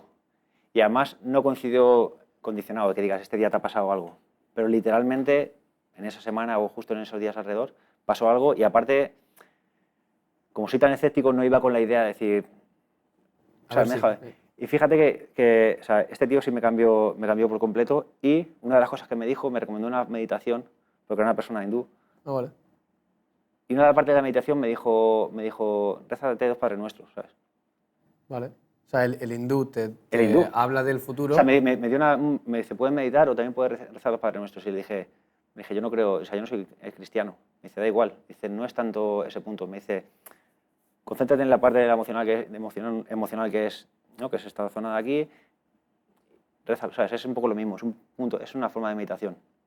También te digo que cuando fui, eso me voló la cabeza otra vez, estuvo como muy... Pasa el tiempo y al final me empiezo como a alejar. Es cierto que me empezó a alejar, ¿no? Pero aún así quise volver a ir. La última vez que fui no tuve esa sensación. Y tuve una sensación más de lejanía, de decir, bueno, igual no fue para tanto y tal. Pero fíjate que me dijo una cosa que pensaba que no tenía sentido y empezó a tomar sentido 3 o 4 años después. Me dijo, con aspectos míos de la música, me dijo un aspecto, me dijo, no vas a alcanzar la excelencia si pasa esto, y me dijo, tienes que hacer otra cosa que creo que no te irá bien. Y sin querer, no es esa cosa que me dijo no la he buscado a propósito, pero es una cosa que está ocurriendo ahora y no sé, y que está por ver si sin querer que me ha llevado, o sea, ha pasado una cosa que me ha llevado a hacer trabajar las cosas de forma diferente, y esa forma diferente tiene que ver con lo que él me habló hace tiempo. O sea, si después del hartazgo que tengo, que te decía que me planteo dejar las cosas, esta última, lo que ocurra en los próximos año o 2 años, funcionan, seguramente él llevaba razón, si no le quitamos valor. ¿Ah, sí? Pero es curioso como sí, no sé. Esta persona me tiene inquieta, porque es verdad que es la única persona que me ha hecho sentir, de todas las que he ido, que quizá ve algo más allá. ¿Y él es un monje hindú o...? Es un tío, sí, es que tampoco sé lo que es. O sea, Vale. yo fui un poco por el boca a boca, decir, este tío, alguien te dice, este tío me cambió la vida, este tío es increíble, Vale. y fui, ¿sabes? ¿Y fuiste como a su casa a hacer una sesión? No, ¿o cómo? la primera vez estaba en no sé dónde, no, da sesiones, o sea, tú puedes ir, es media hora, ya te diré quién es, va media hora, pagas y ya está, y le dices un poco cuándo has nacido, la hora de tu nacimiento y ya está, ¿a qué te dedicas? Y no le dije más nada. Entonces él te empieza a hablar, te empieza a recomendar cosas. Vale. Una paranoia de tío. Ya te digo, te estoy contando un montón de cosas, yo a día de hoy no tengo certeza de nada, no sé qué creo, no me siento una persona como creyente, no soy religioso tampoco, pero no descarto, estoy un poco en esa búsqueda, ¿sabes? Pero este tío en concreto es el único que que me ha clavado absolutamente todo lo que me ha dicho y que me parece que tienen cosas sentido. Entonces está por ver si lleva razón o no. Pero bueno, que al final también hablaba de este tipo de aspectos, lo que te decía, de la bondad, el perdón, la gratitud. Creo que la vida yo siento que la vida va de eso. Bondad, perdón y gratitud. Si hay otra, no lo sé. A día de hoy mi reflexión me ha llevado un poco a eso. Me parecen 3 buenas, ¿no? No son malas, ¿no? Me parecen 3 muy buenas. Y Sí. aparte ya te digo que muchas veces estamos fluctuando entre... Para mí es lo que te digo, no es que siempre lo tengas, sino que es como una especie de horizonte, un faro a lo que aferrarte, y cuando estás un poco perdido, pues recordármela casi como un mantra me viene bien. Me has dicho que te gustaba mucho la historia.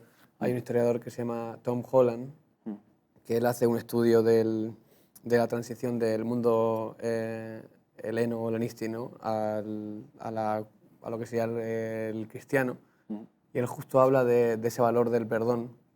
Y dice que es algo que no se encontraba en el mundo antiguo greco-romano y que de repente es como que es una luz que él dice como historiador no es explicable, sino es a través del fenómeno de la figura del nazareno, que de repente pum, como que aparece esa idea del perdón, que nunca fue una virtud en el mundo antiguo. Así que digo, me parece muy interesante que en esas 3 No sé, o sea, virtudes que señalas. O sea, él es historiador. Sí, Tom Holland. ¿Y en qué punto de la historia encuentra, en qué contexto, o sea, qué siglo? En el siglo I, sí. Él dice como que hay ahí una transición entre el mundo greco-romano, en el que se valoran ciertas cosas, y es justo la revolución del cristianismo, en la cual de repente empieza a ensalzarse esa idea del humilde, Sí, pero del perdón. en el siglo I el cristianismo como tal no estaba tan asentado, porque al final había muchos cristianismos primitivos. De hecho, hasta donde yo sé creo que había como 9 o 10, ¿no? 10. Sí, o sea, imagino, habría diferentes movimientos en diferentes sitios, pero como que es una... De hecho, hay como algunas ideas en la antigüedad del primer siglo de críticas a los cristianos porque tenían como modelo a un señor que lo habían clavado en una cruz, como que era algo muy, muy vergonzoso, ¿no?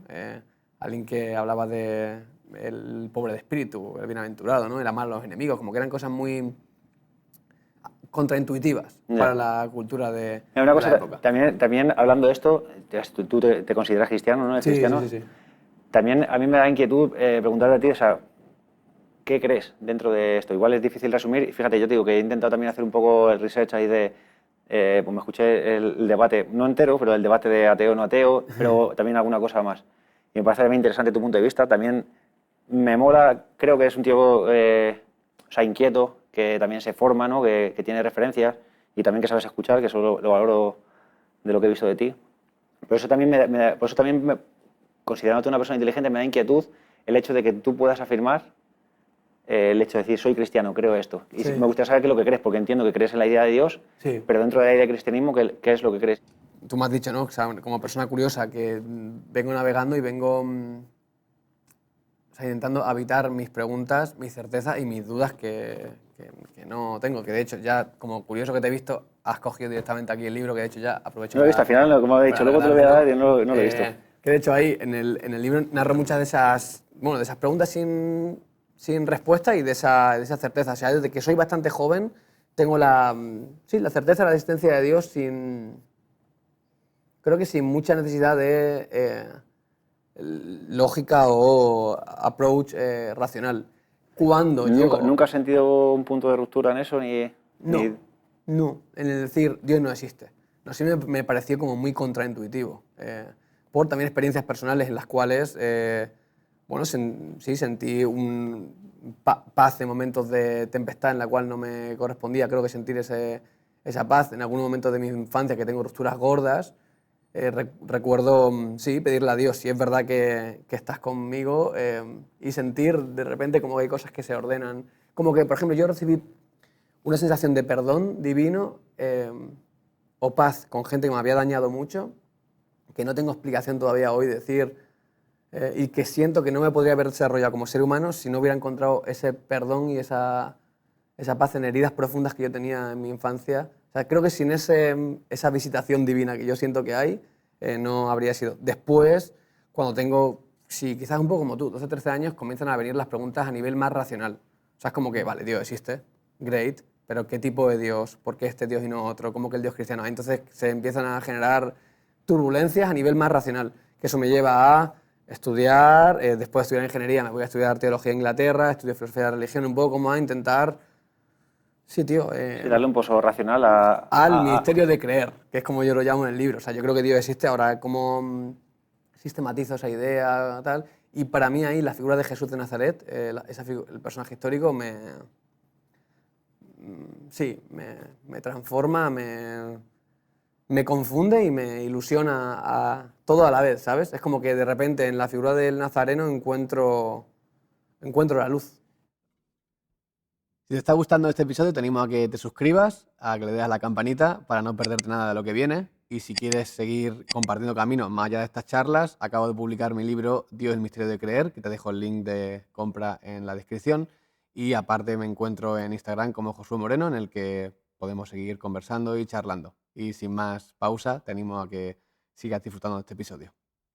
Y una pregunta que tengo para ti también es, ¿tú crees en la figura de Jesús, el que está en las escrituras de Pablo, como si fuese algo histórico? ¿Lo consideras algo histórico? Sí, o sea, ¿crees que no consideras que es una reinterpretación de los hechos? O sea, Pablo no habla de Jesús histórico, sino lo evangelista, lo que se llama Mateo, Marcos, Lucas, Juan, ¿no? Que son biografías antiguas. Y sí, la mayoría de eruditos hoy de historia antigua consideran la biografía de Jesús como, o sea, los evangelios como biografías Sí, pero de veracidad histórica, que los datos que cuentan son reales y que podemos estar bastante seguros de que el Jesús histórico del que hablan es el Jesús histórico. hasta donde yo sé, también, si tú tienes otra opinión, me gustaría como comentarla. También por eso te Claro, preguntaba, porque creo que podía surgir una conversación Sí, seguro. interesante. Hasta donde yo sé, bueno, algunos de los que hablan de Jesús ni siquiera le conocieron, la idea de Jesús también tan universal. Esto fue, es que lo de Pablo te lo digo porque probablemente, no, a lo mejor me estoy equivocando, pero hay una parte epistolar de Pablo de Tarso, ¿no? Que es un poco... Importantísimo, sí. ¿Se llama Pablo de Tarso? ¿Era? Sí. Saulo de Tarso y sí, el apóstol Pablo después. Vale. Sí. Que ni siquiera se conocieron entre sí. Con Jesús de... No. Esto es el que te decía, ¿no? De que tenía como esta transformación un poco de acercamiento a lo helénico, a lo neoplatónico. Desde el punto de vista antropológico, se da por hecho la existencia de Jesús por ciertos aspectos. Bueno, pues historiadores como Tácito, ¿no? O Suetonio, este tipo de historiadores romanos que hablaban de él y que hablaban en un contexto que tenía sentido, ¿no? De hecho, la crucifixión como tal también parece, ¿no? Que fue algo que existió. Sí. Lo que yo, vamos, te digo que soy, desde el punto de vista ignorante, que no soy historiador, lo que yo entiendo es que, o he entendido de los historiadores que hablan de la crucifixión como el resultado de que quizá él y sus seguidores eran un grupo rebelde, el cual además era un grupo armado. Tampoco había ese concepto universal, que eso sí se tiene una interpretación posterior, pero en la palabra de Jesús hablaba de, al menos lo que dicen este tipo de historiadores, hablaba era alguien judío que hablaba de esto para los de Israel, no tenía ese punto tan universal. Y la crucifixión al final fue resultado de eso, de ser un grupo armado, porque aparte en esa época a Roma tampoco le interesaba cómo confrontar, ¿no? Si no me equivoco también, tú corrígeme si me equivoco, pero antes estuvo Herodes, luego llegaron los romanos, ¿no? Y a los romanos tampoco tenían ganado, ¿no?, el bien del pueblo, entonces no les interesaba cómo condenar a cualquiera, pero en el caso de Jesús parece que, según estos historiadores, al menos de los que yo me he acercado en los últimos tiempos, parece como que le condenaron a la cruz por ser un grupo rebelde antirromano, literalmente. Claro. Y que el Pablo, ¿sabes lo que yo tengo la sensación del Jesús del que tú me hablas y del cual quizá, mira, fíjate, yo tengo una cruz tatuada aquí, ¿sabes? Que no es algo, que no, a mí desde el punto de vista religioso la figura de Jesús que nos ha llegado en nuestros tiempos me mola un montón de cosas, pero yo tengo la sensación de que ese no es el Jesús que existió. Vale. O sea, mi sensación es que el Jesús del que estamos hablando a día de hoy, que conocemos, es completamente diferente al que existió. O sea, tú tienes una visión de que es el mismo, ¿no? ¿Por qué te tatúas una cruz? Me tatúo una cruz porque creo que, lo que te decía, creo que hay muchas cosas en la idea del cristianismo o de Jesús que me gustan. El mensaje ese de amor, el mensaje de bondad, incluso a veces poner la otra mejilla. También, aparte, la cruz como tal no era un símbolo que tuvieran los cristianos en los primeros siglos. Esto creo que fue después del concilio ¿no?, en el siglo III o IV, ¿no?, que se adoptó como la cruz, pero al principio no se tenía. Era un elemento de vergüenza absoluta. Sí, o sea, sí, claro. Era la muerte reservada para los peores criminales de... Claro. Sí. Claro, por eso, los peores criminales, y por eso justamente no había peor crimen que la traición al propio Imperio Romano, ¿no?, de alguna forma. Por eso, vamos, hasta donde yo sé, es lo que he aprendido en los últimos... Soy muy consumidor de podcasts y de historiadores, es lo que he aprendido. Si tú tienes otra visión, me da curiosidad como ¿qué piensas tú sobre el cristianismo? ¿Tú crees en ese Cristo más histórico del que te estoy hablando, o tú piensas que...? O sea, yo después de todos estos años de estudio, o sea, por ejemplo, si te interesa, hay un libro de Peter Williams, que se llama, es en inglés, Can We Trust the Gospels? O sea, podemos confiar en los evangelios, sería la traducción. Y él hace un análisis y estudio analítico como historiador de si tiene sentido confiar que los evangelios sean fuentes fiables, es decir, fuentes fidedignas de la historia de Jesús. Es decir, dijo Jesús lo que está ahí escrito, ¿no? Entonces, y la conclusión es que, o sea, tiene todo el sentido creer que sí. Historiadores como, yo que sé, Bart Ehrman o James Dunn, que no son creyentes y son como los más importantes de la actualidad de la figura de Jesús histórico, del primer siglo, tal, como creen que sí, o sea, como que podemos tener una fiabilidad altísima de que cuando leemos las palabras de Jesús en los evangelios, ese es el Jesús histórico. Esas son las ideas que él transmitía. Ahora, la crucifixión de Jesús es un evento difícil de interpretar en algunos momentos, porque, o sea, la idea de los discípulos como un grupo armado en ningún caso creo que tenga mucha veracidad histórica.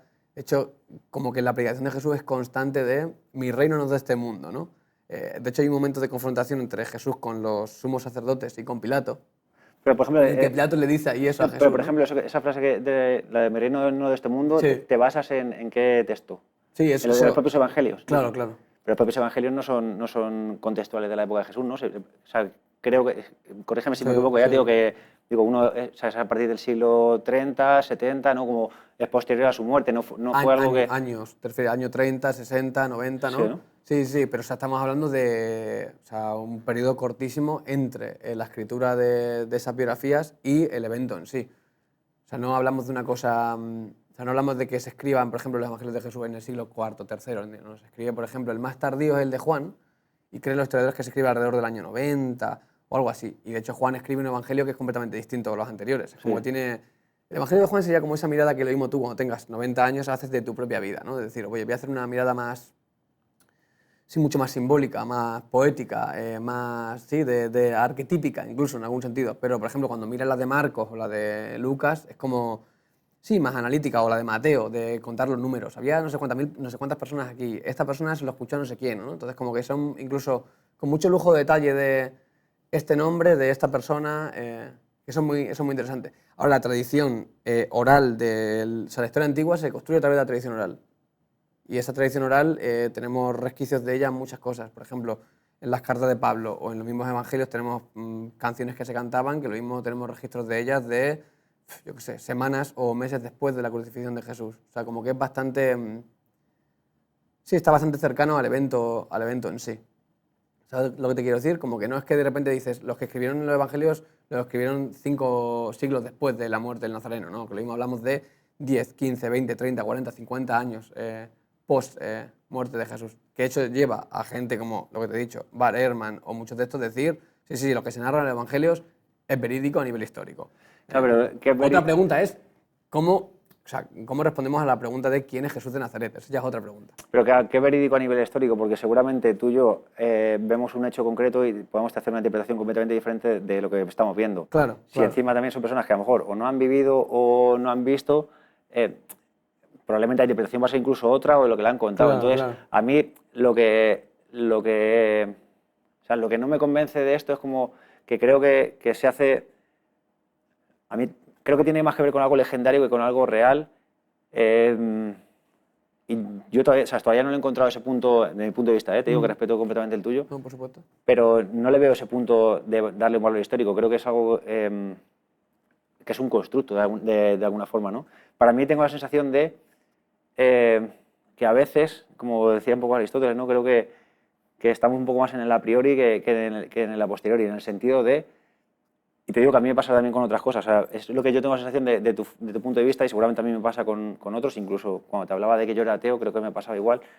Que es el hecho de que intentamos adecuar la realidad a nuestras ideas previas y no al revés, ¿no? Al final, y yo tengo la sensación de que, como todo en la vida, por eso también te decía que no tengo la capacidad de decir qué es lo que creo, lo que no, qué es lo que pienso, lo que no. Me da miedo también a veces decir según qué cosas porque entiendo que voy a cambiar de opinión.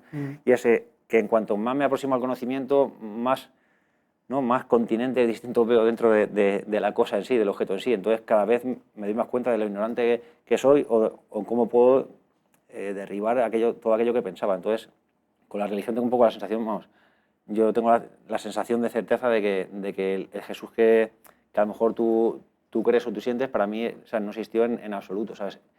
Más allá de eso, te digo, dentro del punto de vista cristiano o del mensaje de la idea judío-cristiana, a mí hay muchas cosas que me parecen interesantes y que me gustan. Por eso lo de la cruz, quizá... Como símbolo te gusta, ¿no? Sí, como símbolo, como idea. O sea, que quiero decir que más allá de que lo que fuese o lo que no, para mí tampoco es ni siquiera tan importante o tan relevante. Al final, no sé, creo que lo importante también es el mensaje, no el interlocutor o la veracidad de lo que tenga. O sea, creo que hay cosas dentro de esa filosofía que me parecen como interesantes y que me gustan. Ya. No todas, pero... Ya, o sea, eso me parece interesante. Aún así, con todo ello, o sea, sí que diría que la academia hoy en día estaría más cerca de ver, como yo veo los evangelios como fuentes históricas, más que verlas como lo que tú dirías de fuentes simbólicas o arquetípicas. ¿Sabes lo que quiero decir? Fuentes históricas, todo es una fuente histórica. Lo que quiero decir es que puede ser una interpretación de los hechos o puede tener una intencionalidad. Desde mi punto de vista, no creo que le tenga que dar veracidad. A veces también, mismamente, lo podemos ver, por ponerte un ejemplo, los historiadores hablando de la guerra civil, hay opiniones completamente diferentes de los hechos. Hay una agenda detrás, claramente. Por eso digo que dentro cada uno tendrá su intención o su interpretación o su visión de las cosas. Entonces, yo tengo la sensación de que el Jesús de que nos hablan no debe parecerse tanto al Jesús que existió, al menos en muchos aspectos.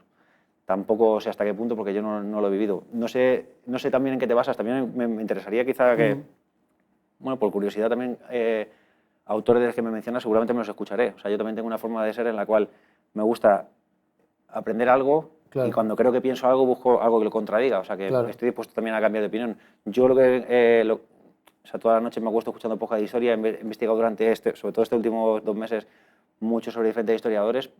Lo que yo he ido viendo... o sea, no se corresponde a lo que me estás diciendo tú. Claro, te mandaré. Sí, mándame, estoy abierto como a...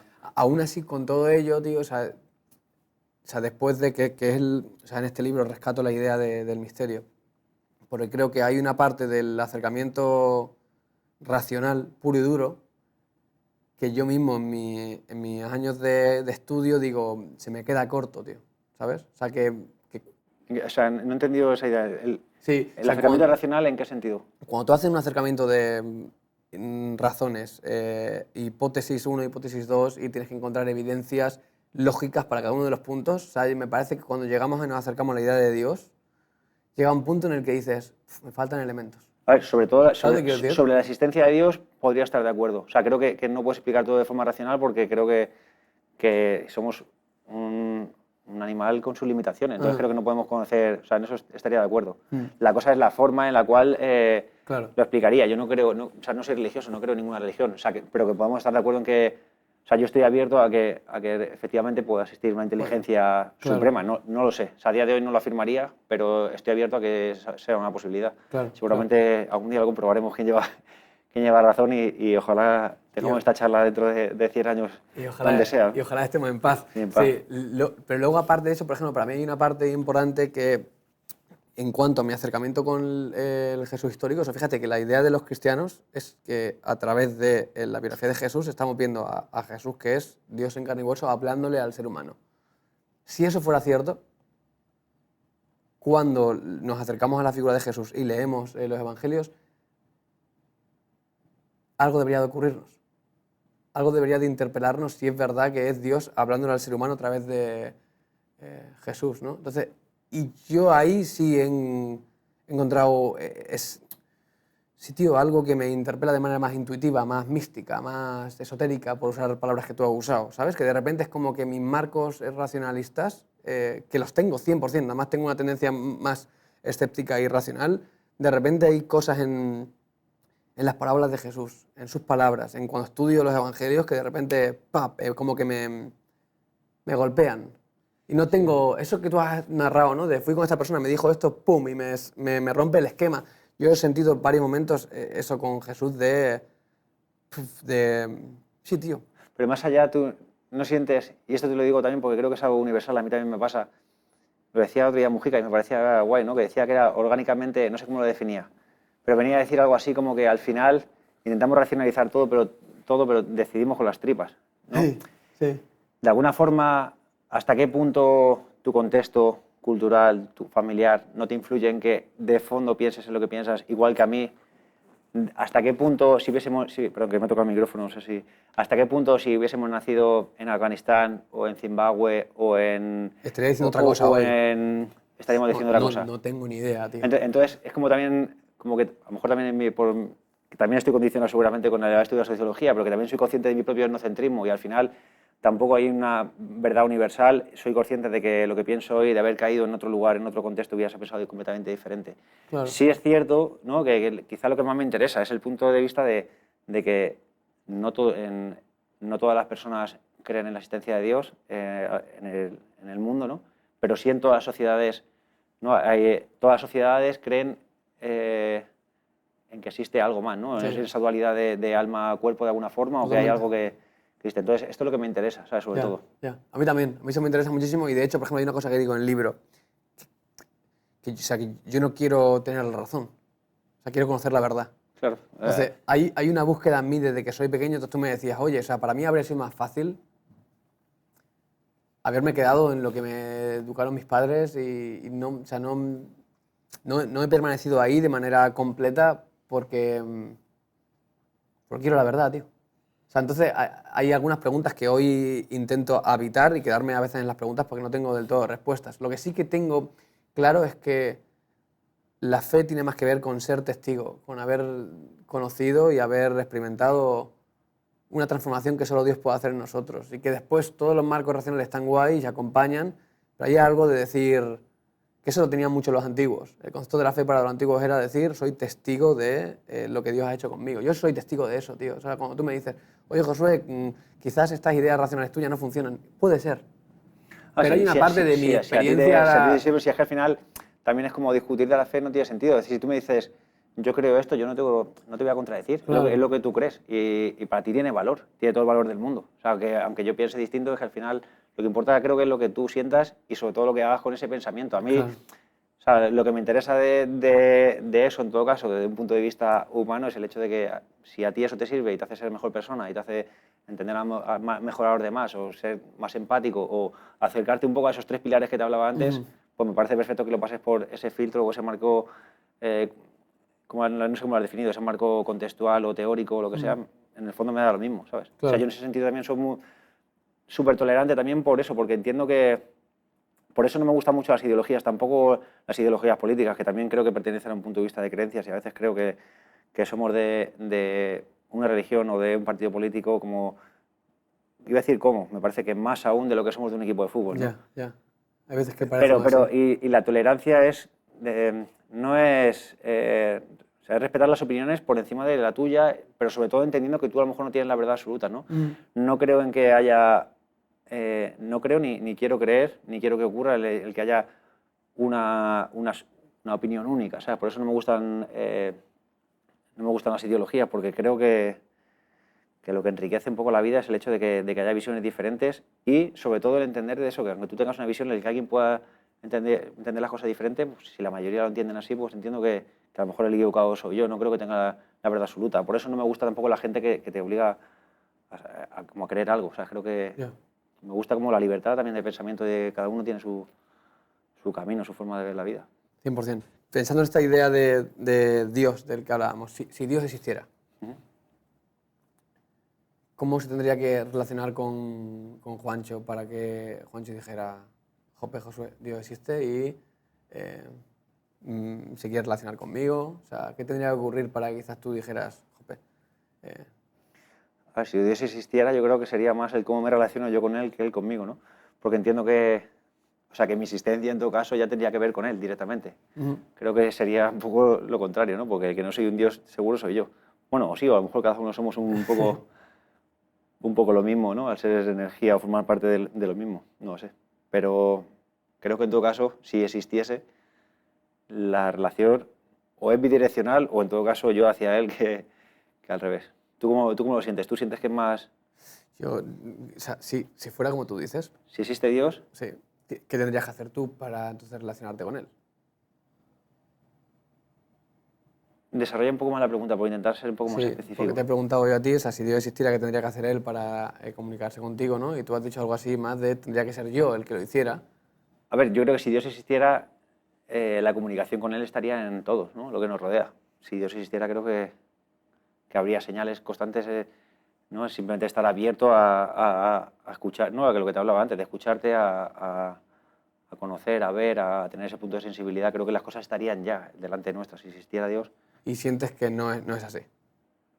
Bueno, yo creo que de alguna forma sí, ¿sabes? No sé si Dios o el universo de alguna forma te pone las cosas delante por algo en general. O sea, sí que tengo un poco esa sensación. Creo, o sea, no tengo la certeza pero cada vez quizás sí me he acercado más a la idea de que antes no creía en el destino en absoluto y ahora sí siento que hay un punto de evolución o creo que hay algún tipo de destino, ¿no? También a veces me contradigo un poco porque me parece bastante cruel cuando ocurren tragedias o genocidios, ese tipo de cosas que vemos que son tan heavy. Que decir, tampoco quiero caer en ese punto ególatra de decir... Todo pasa por... Sí, todo pasa por no sé qué y esta gente que... Ya. No, a lo mejor también no, pero que es lo que quizá me lleva a contradicción. Pero no sé, todavía tengo un poco la sensación de que quizá pueda ser cierto que, no sé, que vivimos diferentes tipos de vidas o que al menos esto va de evolucionar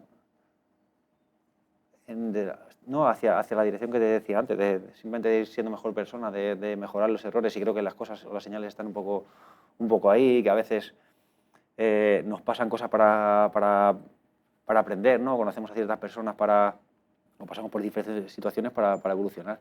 Ya. Tengo un poco esa sensación, no sé si será cierta o no, pero sí que tengo esa relación, no sé si con el universo, no sé si con Dios, pero estoy un poco ahí, de alguna manera. Dijiste que, has dicho que hablaste con Dios la última vez cuando tenías 10 años así. Bueno, con Dios, hablé con el cura, no sé si con Dios. ¿Has hablado una vez con Dios en estos últimos años? No sé si con Dios, pero sí hablaba hacia el universo, de alguna forma, sí. Intentaba... Sí que he hecho una práctica que es antes de dormir, de alguna forma como si fuese paquetizarlo de alguna forma, ¿no? El exponer mis pensamientos, me preocupa esto quiero cambiarlo de mí, creo que no estoy haciendo bien este tipo de cosas, no sé por qué me pasa esto, no sé por qué actúo así, me gustaría que, no sé, o preocupaciones que tengo de, joder, pues mis hermanos tal, o mi madre, o mi... No, de alguna forma pedir por ellos, pues sí de sentarme, o sea, justo antes de dormir, pensar en este tipo de cosas, de lo que me preocupa, lo que quiero, mis miedos hacia dónde me gustaría ir y de alguna forma como lanzarlo hacia el universo, ¿no? Y con la idea de, primero, de gratitud también. Lo hago también cuando siento que he vivido cosas bonitas y que siento que tengo que dar las gracias, y al mismo tiempo también cuando quiero que algo ocurra, o que, sobre todo pensando no de una forma egoísta, sino en general, lo proyecto como pensando en que se resuelva de la mejor manera posible para todas las partes, no solo para mí, o sea, no desde un punto de vista individual, sino general, ¿sabes? Eso quizás es la única comunicación última que últimamente tengo con Dios o con el universo. Eso sí lo suelo hacer. Te dijo este señor hindú que rezaras el Padre Nuestro. Sí. ¿Lo hiciste? Alguna vez lo hago todavía. Sí. A veces cuando, a lo mejor también es una parte humana, ¿no? Cuando estoy en el momento más jodido que estoy, que a veces lo hago también. ¿No sientes que eso es hablar con Dios? Es que ¿sabes qué pasa? En el fondo tampoco me importa cómo se llame. O sea, no sé si es Dios, no sé si es el universo, no sé si es algo más allá. Para mí es lo mismo y no me importa, ¿sabes? Creo que como no conozco lo que hay y me voy a morir sin conocerlo, no me importa. Creo que es más lo que, no sé, lo que el universo o Dios o como lo quieras llamar te pone un poco en la vida. O sea, es que es lo que te decía antes, el hacer las cosas con gratitud, con bondad y aprender a perdonar, y seguramente que hay alguna más que descubra con el camino. Da igual cómo le llames, ¿sabes? Tú le llamas de esa manera, pues a lo mejor estamos hablando de lo mismo, aunque lo pongamos en otro marco, ¿sabes? Ya. El Padre Nuestro es una oración interesante. Sí. ¿Sabes qué pasa? Que también al final, quizá incluso, igual que no me voy a hacer hinduista, quizá incluso me sienta más cercano a la religión católica que conozco. Entonces, a lo mejor me prefiero meditar que ponerme a decir un mantra, ¿sabes?, de un idioma que no conozco. Entonces, de alguna forma da igual. Cuando lo hago pensando también en ese punto de meditación, de intentar eso, o dar gracias o pedir por la gente que quiero, ¿sabes? Luego, sobre todo en ese punto, ¿sabes? Me da igual que sea eso, lo que te decía, o hablar con mi hermana cuando mira al cielo, que hablar al universo que está rezando un Padre Nuestro. En el fondo creo que es lo mismo, ¿sabes? O sea, creo que nos acercamos un poco a Dios o al universo de la misma forma, aunque las paredes estén pintadas de diferentes colores. ¿Has visto que el café lo hemos molido? Lo hemos metido en este molinillo pequeño. Y hay veces también en la vida que parece que nos meten en un molino, nos rompen. Y si habláramos de los sufrimientos en tu vida, ¿cuál ha sido el momento más difícil que has vivido? Pues mira, te diría...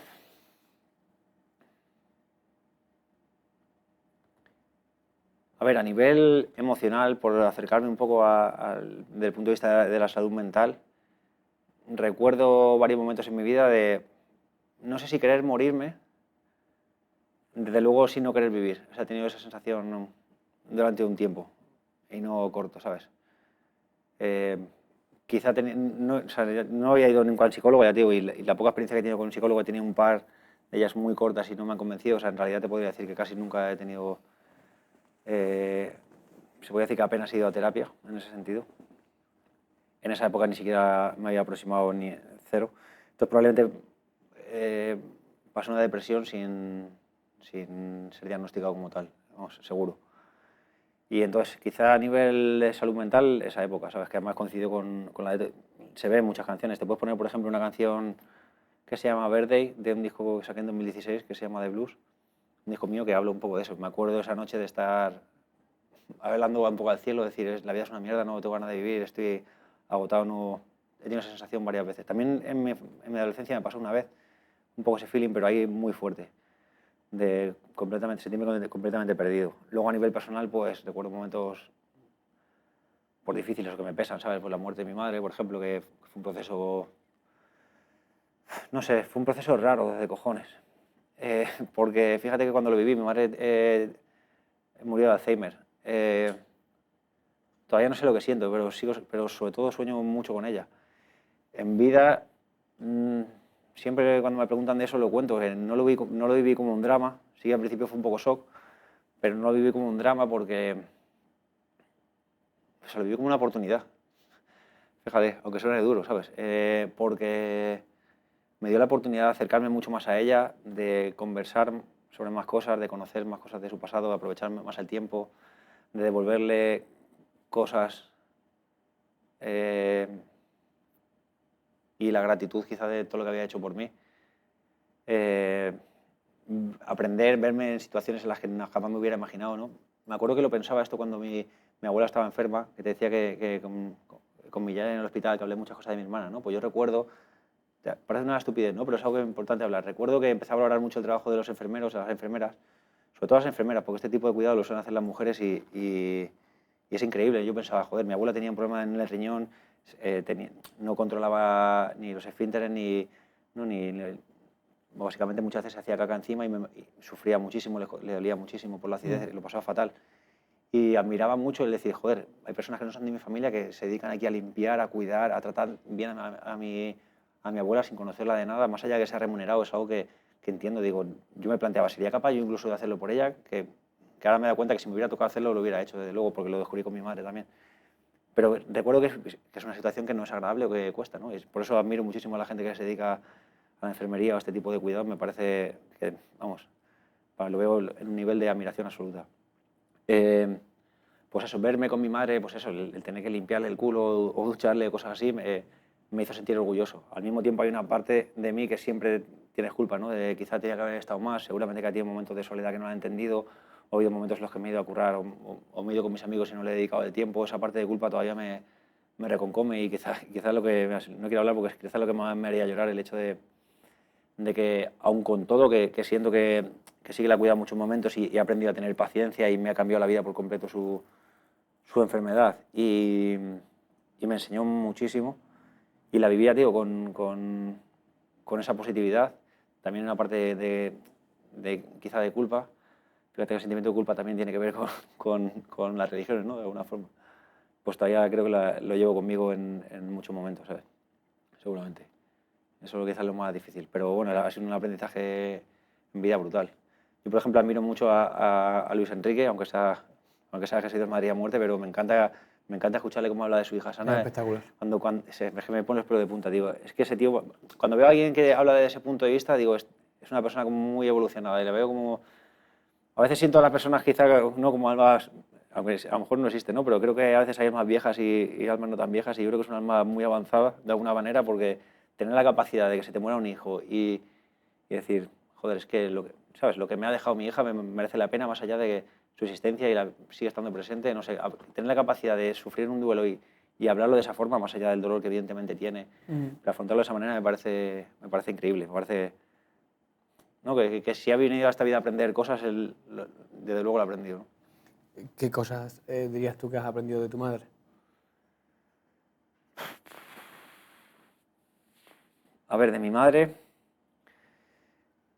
desde luego la sensibilidad en cuanto a la escritura o artística me ha venido mucho más de ella. Mi padre ha sido un tío mucho más racional. Al final, mi madre estudió magisterio, también hablaba francés, pintaba, le gustaba escribir poesía. Mi padre sí que tenía, fíjate, creo que tenía un poco más la mente de mi padre racional en muchos aspectos. Mi padre era un tío que venía de una familia, iba a decir pobre, no sé si pobre, pero al menos con pocos recursos, desde luego. Mis abuelos eran fruteros y él se sacó una carrera de ingeniería pues, con todo el esfuerzo del mundo y entonces siempre me ha inculcado a su manera, pero me ha inculcado el esfuerzo, el tener que estudiar, porque al final se buscó la vida en ese sentido como pudo, ¿no?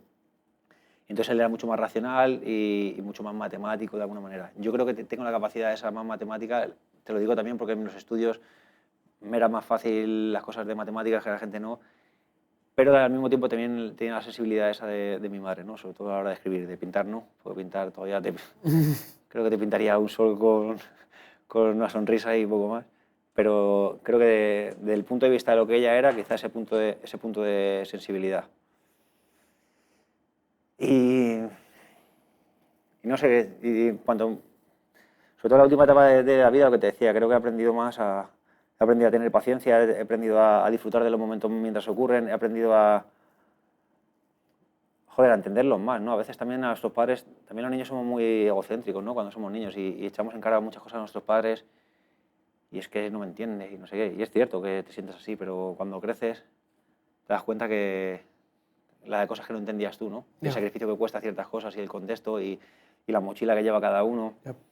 Y entiendes que al final lo hacen lo mejor posible. Entonces, no sé, creo que en el caso de mis padres, con todos sus errores que los han tenido, sin duda al final han criado a 5 hijos, han pasado por el duelo de una de ellas y bueno, nos han sacado adelante, han dado todo lo que han tenido. Es que sobre todo creo que lo que he aprendido es eso, la gratitud. Al final es tu madre, creo que... ¿Sabes? O sea, es que le debo la vida, ¿qué te voy a decir? ¿Crees que hay algo después de la muerte? Yo creo que sí. O sea, creo que... O sea, lo que siento es que esto es una fase más de la existencia. No siento que la muerte sea la muerte, simplemente es otro estado, otra fase que no conocemos. Pero yo creo que vamos a estar en calma, tranquilos. Como muchos, desde luego, no vamos a sufrir, pero yo tengo la sensación de que, ojalá, o tengo la esperanza de que haya algún tipo de conciencia dentro de la muerte. A mí lo que más miedo me da el no tener conciencia, pero no sé, quiero creer que me reuniré con la gente que quiero. Hablando ya de la última fase del café, que yo lo llamo la extracción, ese último líquido final, ¿cómo te gustaría que te recordaran mañana? Pues ojalá, simplemente quiero que me recuerden como una buena persona. Estoy en ello, o sea, creo que tengo muchos errores y que le he cagado muchas veces. También sé que en el fondo nunca he sido una mala persona, las cosas que he hecho no las he hecho con mala intención, incluso las mayores cagadas. Pero me gustaría que me recordasen como una buena persona. Al mismo tiempo también te digo que de hace tiempo también he dejado de perder o sea, he perdido el rollo de cómo me va a recordar o no, porque en el fondo eso también tiene que ver con el propio ego. Y me da igual cuánto me recuerden o cuánto no, porque en el mejor de los casos en 80 años me han olvidado y si no a lo mejor me olvidan en 5 o 10. Lo que más me gustaría realmente es poder dejar algo de valor a la gente que venga detrás, ¿sabes? A la gente a mis hijos, a mis sobrinos, a tus amigos, a la gente que ha aprendido algo de ti, al final a tus nietos, a toda la gente que se relacione conmigo después de toda esta experiencia vital que he tenido con todos mis aciertos y mis errores, el poder dejar algo de valor a los demás para que al final también al menos pongas tu grano de arena en que la inercia vaya en una dirección que se acerque a lo que son ahora mismo mis 3 pilares de vida. Eso es lo que más me gustaría. No tanto el hecho de que me recuerden o que sigan escuchando mi música. Eso, de verdad te lo digo, que me da completamente igual. O sea, me parece que no tiene sentido, que o sea, que no importa. Pero sí quiero como dejar algo a la gente que está a mi alrededor que sea bueno y que les haga ser buenos con los demás. Eso es a lo que aspiro. Si mañana tuvieras una conversación con tu hijo, con tu hija, y te preguntara, ¿merece la pena vivir con todo el sufrimiento que hay, papá o padre? A ver, te digo que no lo sé. No sé. A veces me pregunto yo si merece la pena. Porque ves el mundo de mierda que hay ahí alrededor y cuesta, ¿no?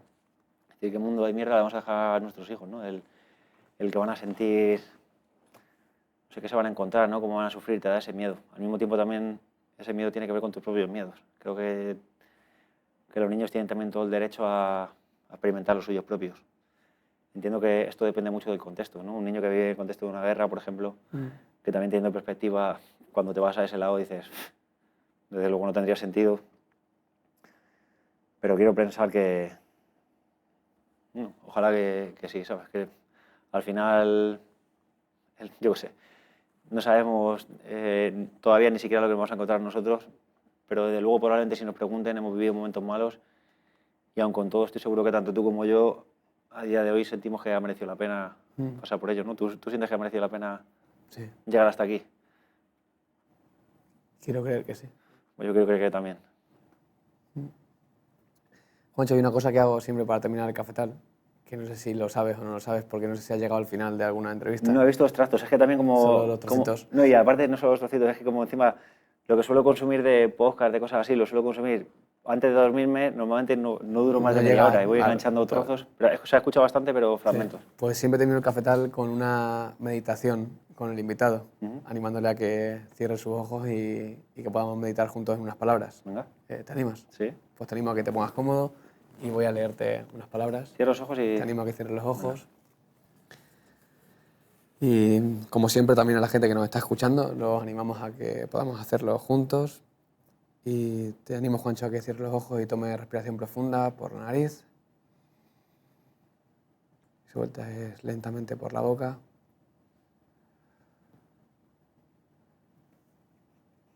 Te animo a que puedas vaciarte de las cosas que ahora mismo estén brotando en la mente, de cosas que podías haber dicho mejor. Tomamos aire de nuevo.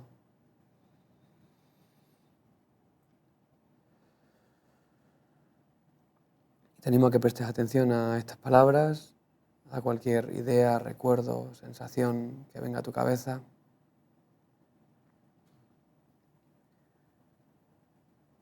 ¿Por qué están asustados?, les preguntó. ¿Por qué tienen el corazón lleno de dudas? ¿Por qué están asustados?, les preguntó. ¿Por qué tienen el corazón lleno de dudas? Miren mis manos, miren mis pies. Pueden ver de veras que soy yo. Miren mis manos, miren mis pies. Pueden ver de veras que soy yo.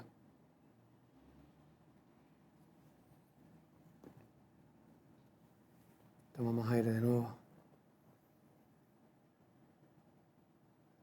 Cobramos conciencia de que estamos aquí y prestamos atención a cualquier idea que está en nosotros, cualquier palabra que haya quedado de manera especial.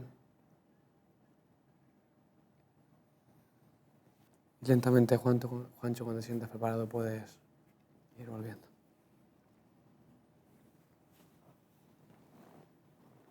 ¿Qué tal, tío? Bien. Siempre hay una cosa que me encanta de este tipo de ejercicios. Siempre es un viaje, a cerrar los ojos y en verdad como que te vas a otro lado. Te voy a recomendar yo una cosa también que hagas un día, Vale. que es una experiencia súper chula que viví una vez. Cuando me fui de viaje de Ecuador en la universidad, alguien propuso un ejercicio que me pareció absurdo porque en esa época me parecía como ridícula este tipo de cosas, ¿no? De cerrar los ojos, de meditar y tal. Y fue una de las experiencias más increíbles que vivió Sensitivas. Me dijo, vamos a ir por mitad de Lisboa y nos ponemos en parejas, uno venda los ojos al otro y le va llevando por toda la ciudad durante no sé cuánto fue, una hora o dos. Y entonces lo hicimos. Yo me acuerdo que sentía como si vergüenza ajena al principio y te digo que es una experiencia increíble, ¿sabes? El hecho de sentarte, escuchar tu respiración, meditar, porque es brutal cómo se te despiertan los sentidos. Fíjate que está un ratito y simplemente hacer este tipo de ejercicio, como que lo abres y te despierta algo increíble, ¿no? En un ratito. Pues en ese rato, ¿no? De repente flipante como el oído se te agudiza, el tacto te cambia por completo, empiezas a sentir otro tipo de cosas. Por mucho que te explique, no es lo mismo si lo sientes. Esto es un tipo a lo mejor de meditación o de rezo, me imagino que será algo también de... ¿no? Me habrás llevado por los evangelios, ¿no? ¿Qué te ha parecido? No, está guay. O sea, ya digo que me se ha abierto los ojos y tiene una sensación corpórea muy guapa. Y me ha recordado un poco en pequeña escala como a esa sensación. Que te animo a que lo hagas con algún compañero y luego lo cambiéis. El estar una hora con los ojos cerrados y vas a ver como a los 20 minutos también vas a vivir una experiencia sensitiva espectacular. Muy bonita esa confianza, ¿no? En alguien que te va guiando. También es un ejercicio de confianza que se hace, porque imagínate cruzar una carretera en una ciudad que no conoces con eso. Pero es increíble no solo eso, tocar el agua, si no lo vives no lo sientes. Y aunque dé vergüenza, si no vete a una ciudad que no te conozca, te animo a ti o a la gente que lo escuche que lo haga. Ponéis dos personas, te tapáis los ojos y durante una hora le lleváis por ahí a donde quiera, le hacéis tocar cosas y... Suena a un ejercicio interesante. ¿Hay alguna idea, palabra o cosa que te ha... no sé, algún recuerdo cuando escuchabas las palabras que te leía?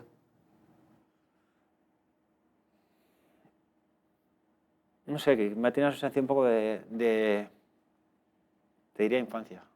Vale. Es un poco la sensación, ¿sabes? Que he tenido, me ha llevado a eso. A cuando era pequeño. ¿Por qué estáis asustados? ¿Por qué tienen el corazón lleno de dudas? Miren mis manos, mis pies. Son palabras de Jesús de Nazaret. Obvio. Ya, obviamente. Te lo imaginabas, ¿no? Sí, sí. Viendo de quién viene. No, coño, que cada vez me imaginaba. Pero todo Y bien. siempre termino el cafetal con la misma pregunta, que es, ¿quién es Jesús de Nazaret para ti?